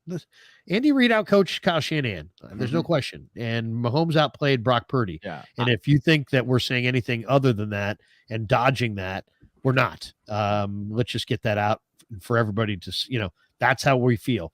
Shanahan got outcoached by Reid. Taub outcoached Schneider. Mahomes outplayed Purdy. The chief weapons outplayed the Niner weapons. I mean, we can go right down the list. Perfect says, Coach Shanny, why does the creativity seem lacking this season? Why do you seem to want to play substandard vets over more talented rookies? I mean, once again, that's an argumentative type question. Why do you want to play substandard vets? I mean, and then he's be like, well, who are you talking about? And then we're getting into a debate. We're going to start arguing. Greg RJZ says, I've seen a winner, Walsh. Kyle is no effing winner. Yeah, but guess what? Walsh won in 81. Then they didn't win in 82. Then they lost the NFC title game in 83. They won in 84. They lost in 85 to the New York Giants. They lost in 86 to the New York Giants. They lost in 87 to the Minnesota Vikings. They won in 88. They won in 89. But Walsh had retired at the end of 88. Yeah. So 89 Walsh won in 88, 84, and 81, but they lost in 82, 83, 85, 86, and 87. So, yeah, I mean, he was there for 8 years and he won 3 rings, but he also had five teams that were great that he didn't win with. So, I mean, it's just, I'm just saying, I'm not saying that Walsh wasn't great. He was great. 87 team should have waltzed through the playoffs, but Minnesota, they caught a hot Minnesota team. Anthony Carter, he had 200-yard day. Rakumi says, question to Kyle is, why do you shift to a downfield passing game with an average offensive line? Why are you passing out of the gun every down and calling play action passes when you haven't established the run yet? Yeah, I agree, and they've gone away from play action for sure.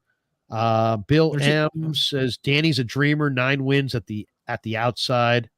You heard Danny's explanation, and he's going to hold to it. Leaf says, Lance trade coming home to roost, missing 3 number ones. No question.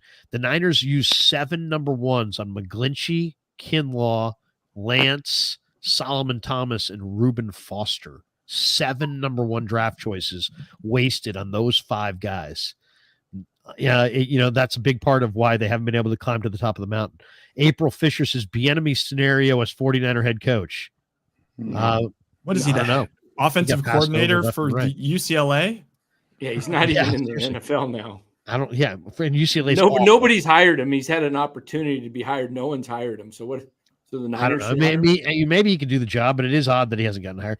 Perfect says, at the Krug show, you asked. I did perfect, and you came through with a bunch of good questions there. You really did.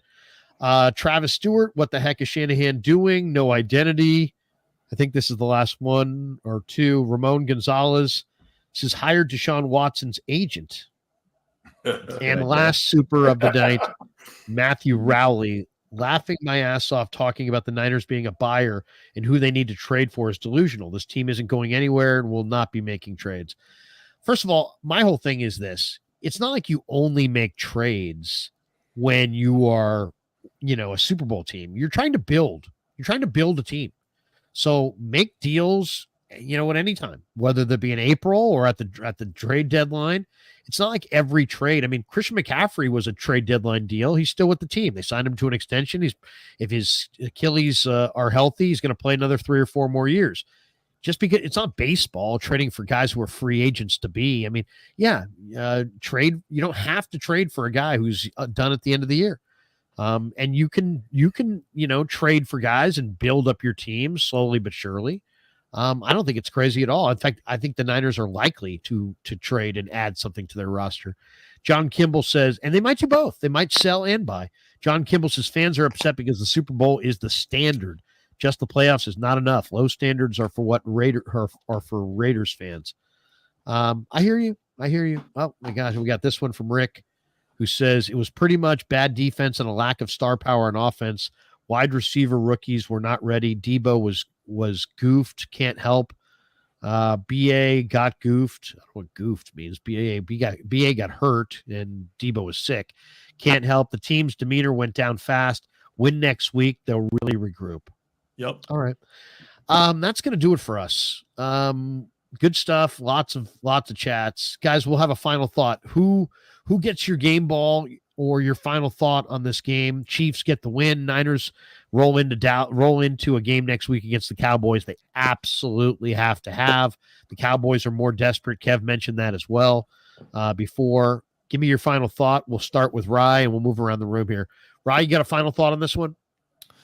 Yeah, final thought. It's kind of what I said. I mean, the past performance is an indicator of future performance. So you look in pretty much around this time every year, around the bye. After the bye, they go on a run every single year like clockwork. It would be extremely abnormal if that didn't happen this year. The only time when that hasn't happened was when they had a quarterback injury and they had to play like Beathard and Mullins. So I just wouldn't worry too much. The Cowboys have always been a team they've gotten right versus, and it's just the perfect thing. Sunday Night Football into the bye.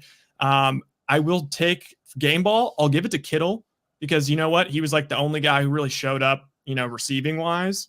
And I want to piggyback a little bit off of what Frank said earlier about the 2 tight end thing. I think that's something that has always fascinated Kyle is the 2 tight end look. And back when he was with Atlanta, they had, I forget, Hayden Hurst and Hooper. And I thought that was a big part of their offense. And I think Kyle's always kind of looked to try and find another tight end because Kittle's such a good blocker, but at this point he's too important, like in the receiving game. I think they should look to go try and find a receiving tight end. I think those kind of players are you can have. Harrison I Bryant think is they're out there. Supposedly the Raiders have Harrison Bryant and they're willing to move him. Did you hear that? My dog's coughing. He's sick. Uh-oh. Yeah. Ringo? Oh, man, Ringo. Yeah. Sounds Stuff awful. he knows. I know. I know. You might have kennel cough. Gold Rush says last one here for Gold Rush. He says Jed needs to publicly chew Kyle. No, I would say that's the last thing Jed needs to be doing. But Rye, we'll let you go, man. Have a great rest of your Sunday. Good stuff, man. Have a great Sunday. Thanks for jumping in. There you go. Danny, who gets your game ball? What's your final thought? Oh, shoot. Just watch the Dodgers clinch. Okay. Game ball. It's kind of hard to pick a game ball with anybody really on offense. Rye took Kittle. That was probably you know what? I'll give it to Cowing just for an offensive guy. First game, his double move was brilliant. Open, made the catch. And he got some experience today, and he's going to be needed. So I like him going forward. I like an element that he adds to the offense that the Niners lack, and I hope he becomes a big part of the offense. My final thought is this. As far as the 49ers winning the division, I mean, it's a weak division. It's a weak NFC if you really look at it. They could finish, say, third and end up facing in the divisional round. Say they win the wild card. They play, and they could end up facing somebody like Washington or Philadelphia in the divisional round because that's likely the team that might have the second best record. The second best record is probably going to come in the NFC North, but they're going to be a wild card. So the second best division is probably record is going to be Washington or Philadelphia, and those are very beatable teams. Yeah, no doubt. No doubt. Danny, by the way, I want everybody to go like and subscribe over at Dan's channel. It's NorCal Sports Network. He does an incredible job. Danny, sorry for I got your invite too late the other night. Otherwise, I would have jumped on with you. But no worries. We'll definitely do some stuff here in the next week or two. And everybody give Danny a like over at NorCal Sports Network. And Danny, we'll catch up with you. Yeah, I'm going live in about 15 minutes. I'm going to do a post game on the Dodgers Mets, and we'll do a little World Series preview. So, and Danny, last thought on your way out the door, the Giants' next general manager is? I'm hearing Billy Owens a lot, name pop up. Okay. Like there's a guy in Tampa Bay I kind of like named Carlos. What's his? Can't remember. It's not Carlos Ramirez of NBC Sports. Maybe it is Ramirez. Maybe it is Ramirez. Gutierrez, Ramirez, whatever. He's a assistant GM in Tampa who has a scouting background and an international scouting background. Nice. So I think it's Carlos Rodriguez. Dan. Rodriguez, that's it. I couldn't remember the last name. Rodriguez. Yeah, he looks good. Well, I'm sure all the Italian names sound the same to him as well, Danny. Wait a second. I didn't mean to dump Danny.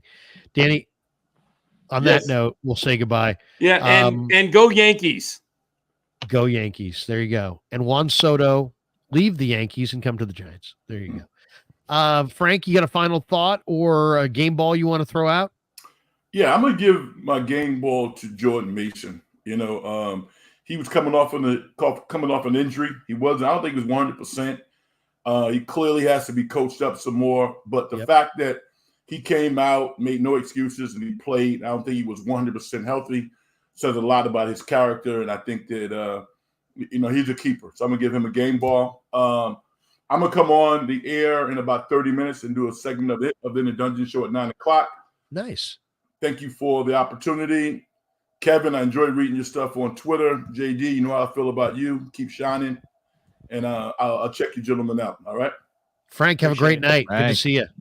The great Frank Red. JD, who gets your game ball? What's your final thought on this one?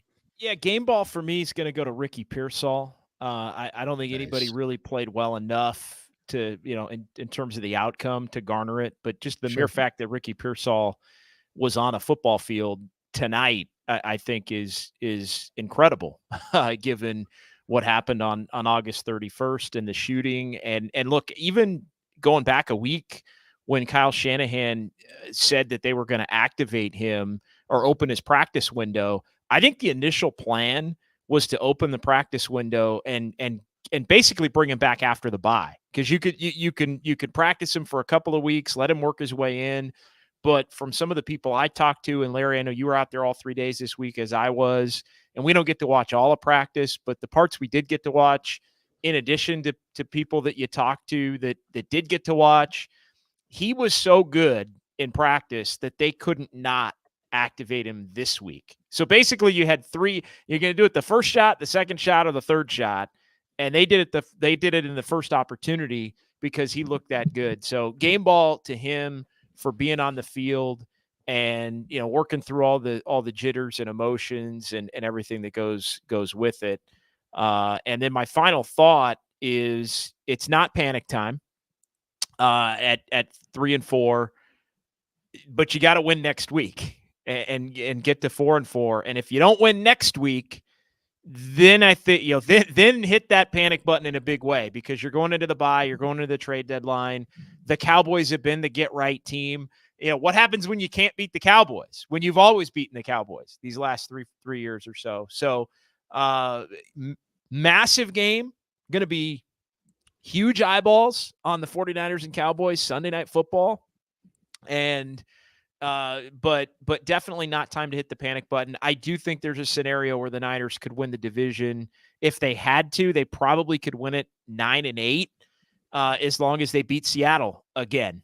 Because I don't think Seattle's going to be running away with it. I don't think Seattle's winning 10 games if the 49ers, if the 49ers beat them again when they're here at Levi's in November. Like, the only way they're winning 10 is if they were somehow beat the Niners. And if they somehow beat the Niners are in trouble anyway. So not time to hit the panic button yet, but the complementary football aspect of things has to start clicking for the Niners. When the defense is playing well, the offense has to play well, because the defense is not going to play as well as frequently in the game, as they're going to be more up and down. So the offense has to take advantage when the defense is doing the job. They didn't do it today. And when do you appear next on the leader?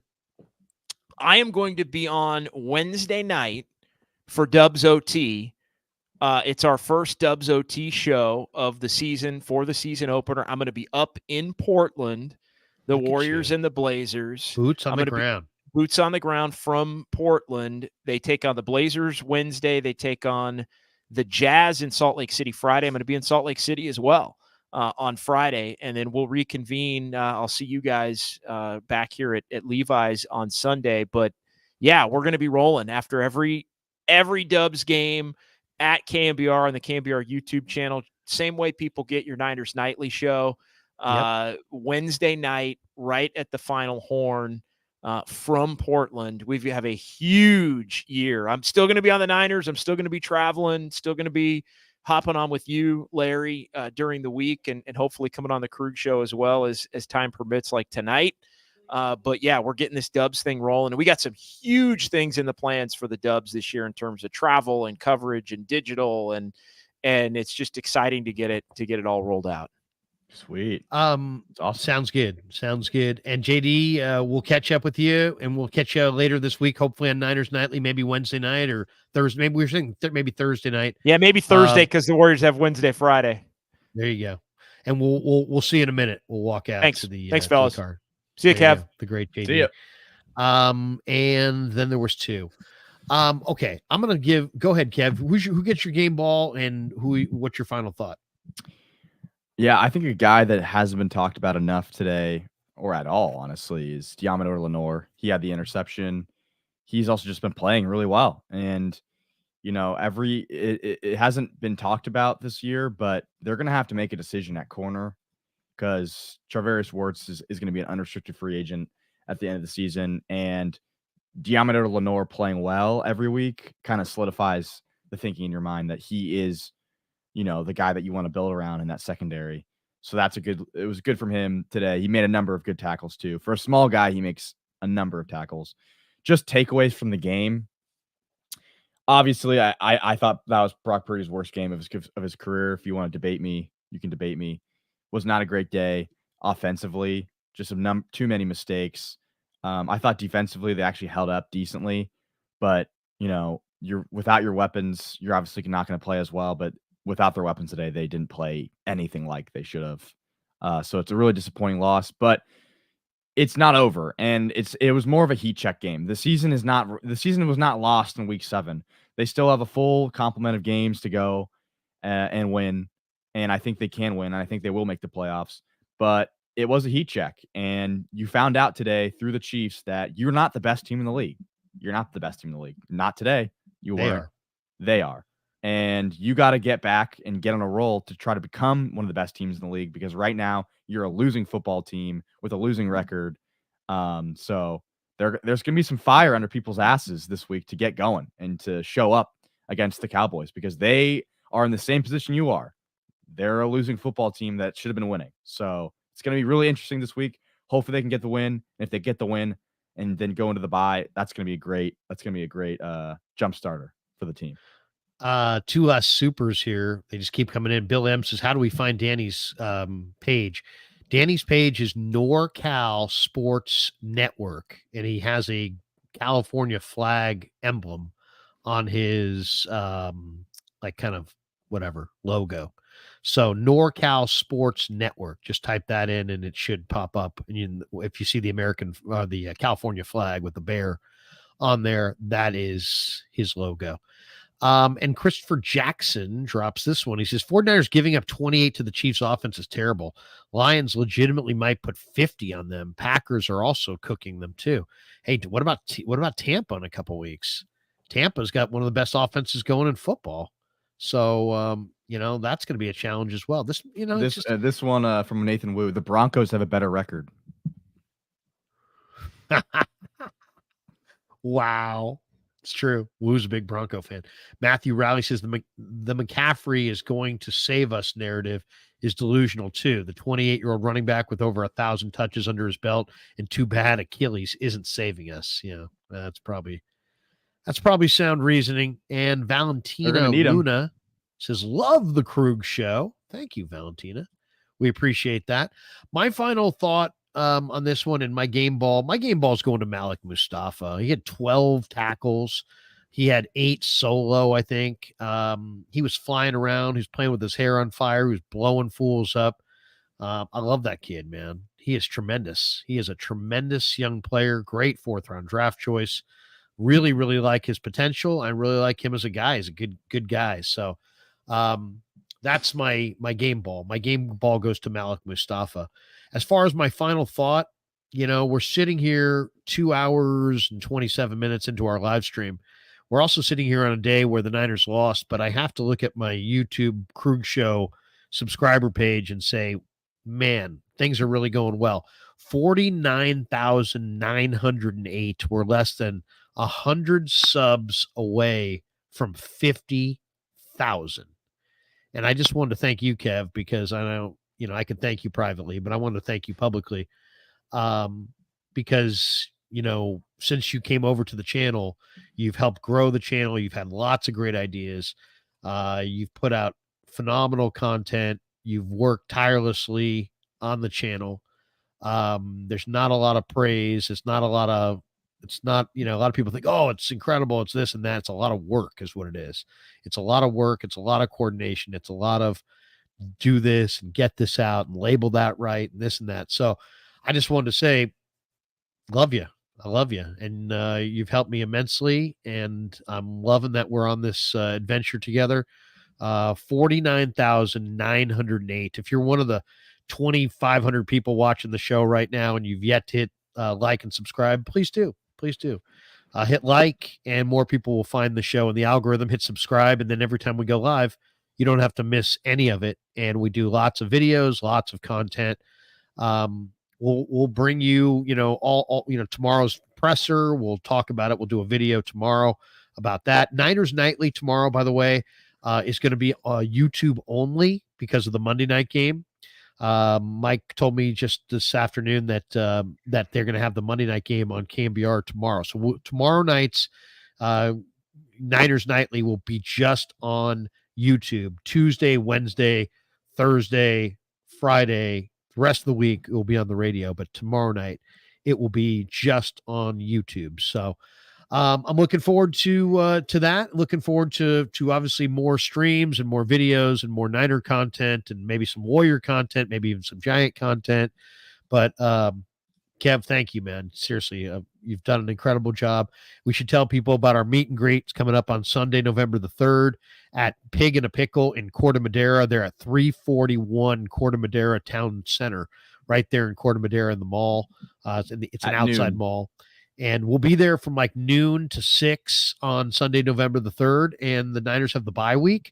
We're just going to hang out and watch some football and have some beers and, eat some barbecue and rap with our fans and rap with the people who, are loving the Krug show and want to hang out with us. So anyway, we really appreciate all you guys. And I'm really having a ton of fun with this. So I hope you guys are enjoying it. Kev, great stuff as usual. And, now it's time for me to make the trek home. So have a great night, everybody. Go ahead, Kev. You got a final thought? Yeah. I was going to say, because I always say this, check out the socials, hit up the podcast, leave a review, give us a 5-star, check out the merch on thekrugshow.com, and sign up for Better. It's the last day before we do the jersey giveaway. And then, thanks everyone for 50K. If we ever hit that, hopefully we hit that the next day. It's been a grind. There's been ups and there's been downs for sure. That's to say the least. But things are definitely going good right now, and we're trying every day to make things better and better and better. And we're just trying to improve. That's my goal, at least, is every day try to make the content and everything just a little bit better. And then hopefully one day it'll actually be pretty good. That does it for us. Thanks to Kev. Thanks to JD. Thanks to Rye. Thanks to Danny. Thanks to Red. Thanks to all of you. Thanks for all the super chats. My goodness. We do have, looking at this is probably a record 98, 100 super chats, 100 freaking super chats. An incredible post game, obviously more incredible than the game itself, but that's, we'll be back tomorrow night on Niners Nightly on the Sports Leader. You can catch me out throughout the week on the radio. And that is going to do it for us tonight. Have a great night, everybody. We appreciate all of you. Thanks for helping us get to 50,000 subs. And until next time, peace. Yeah, never met a man I've been scared of. Careful, you won't get exactly what you asked for.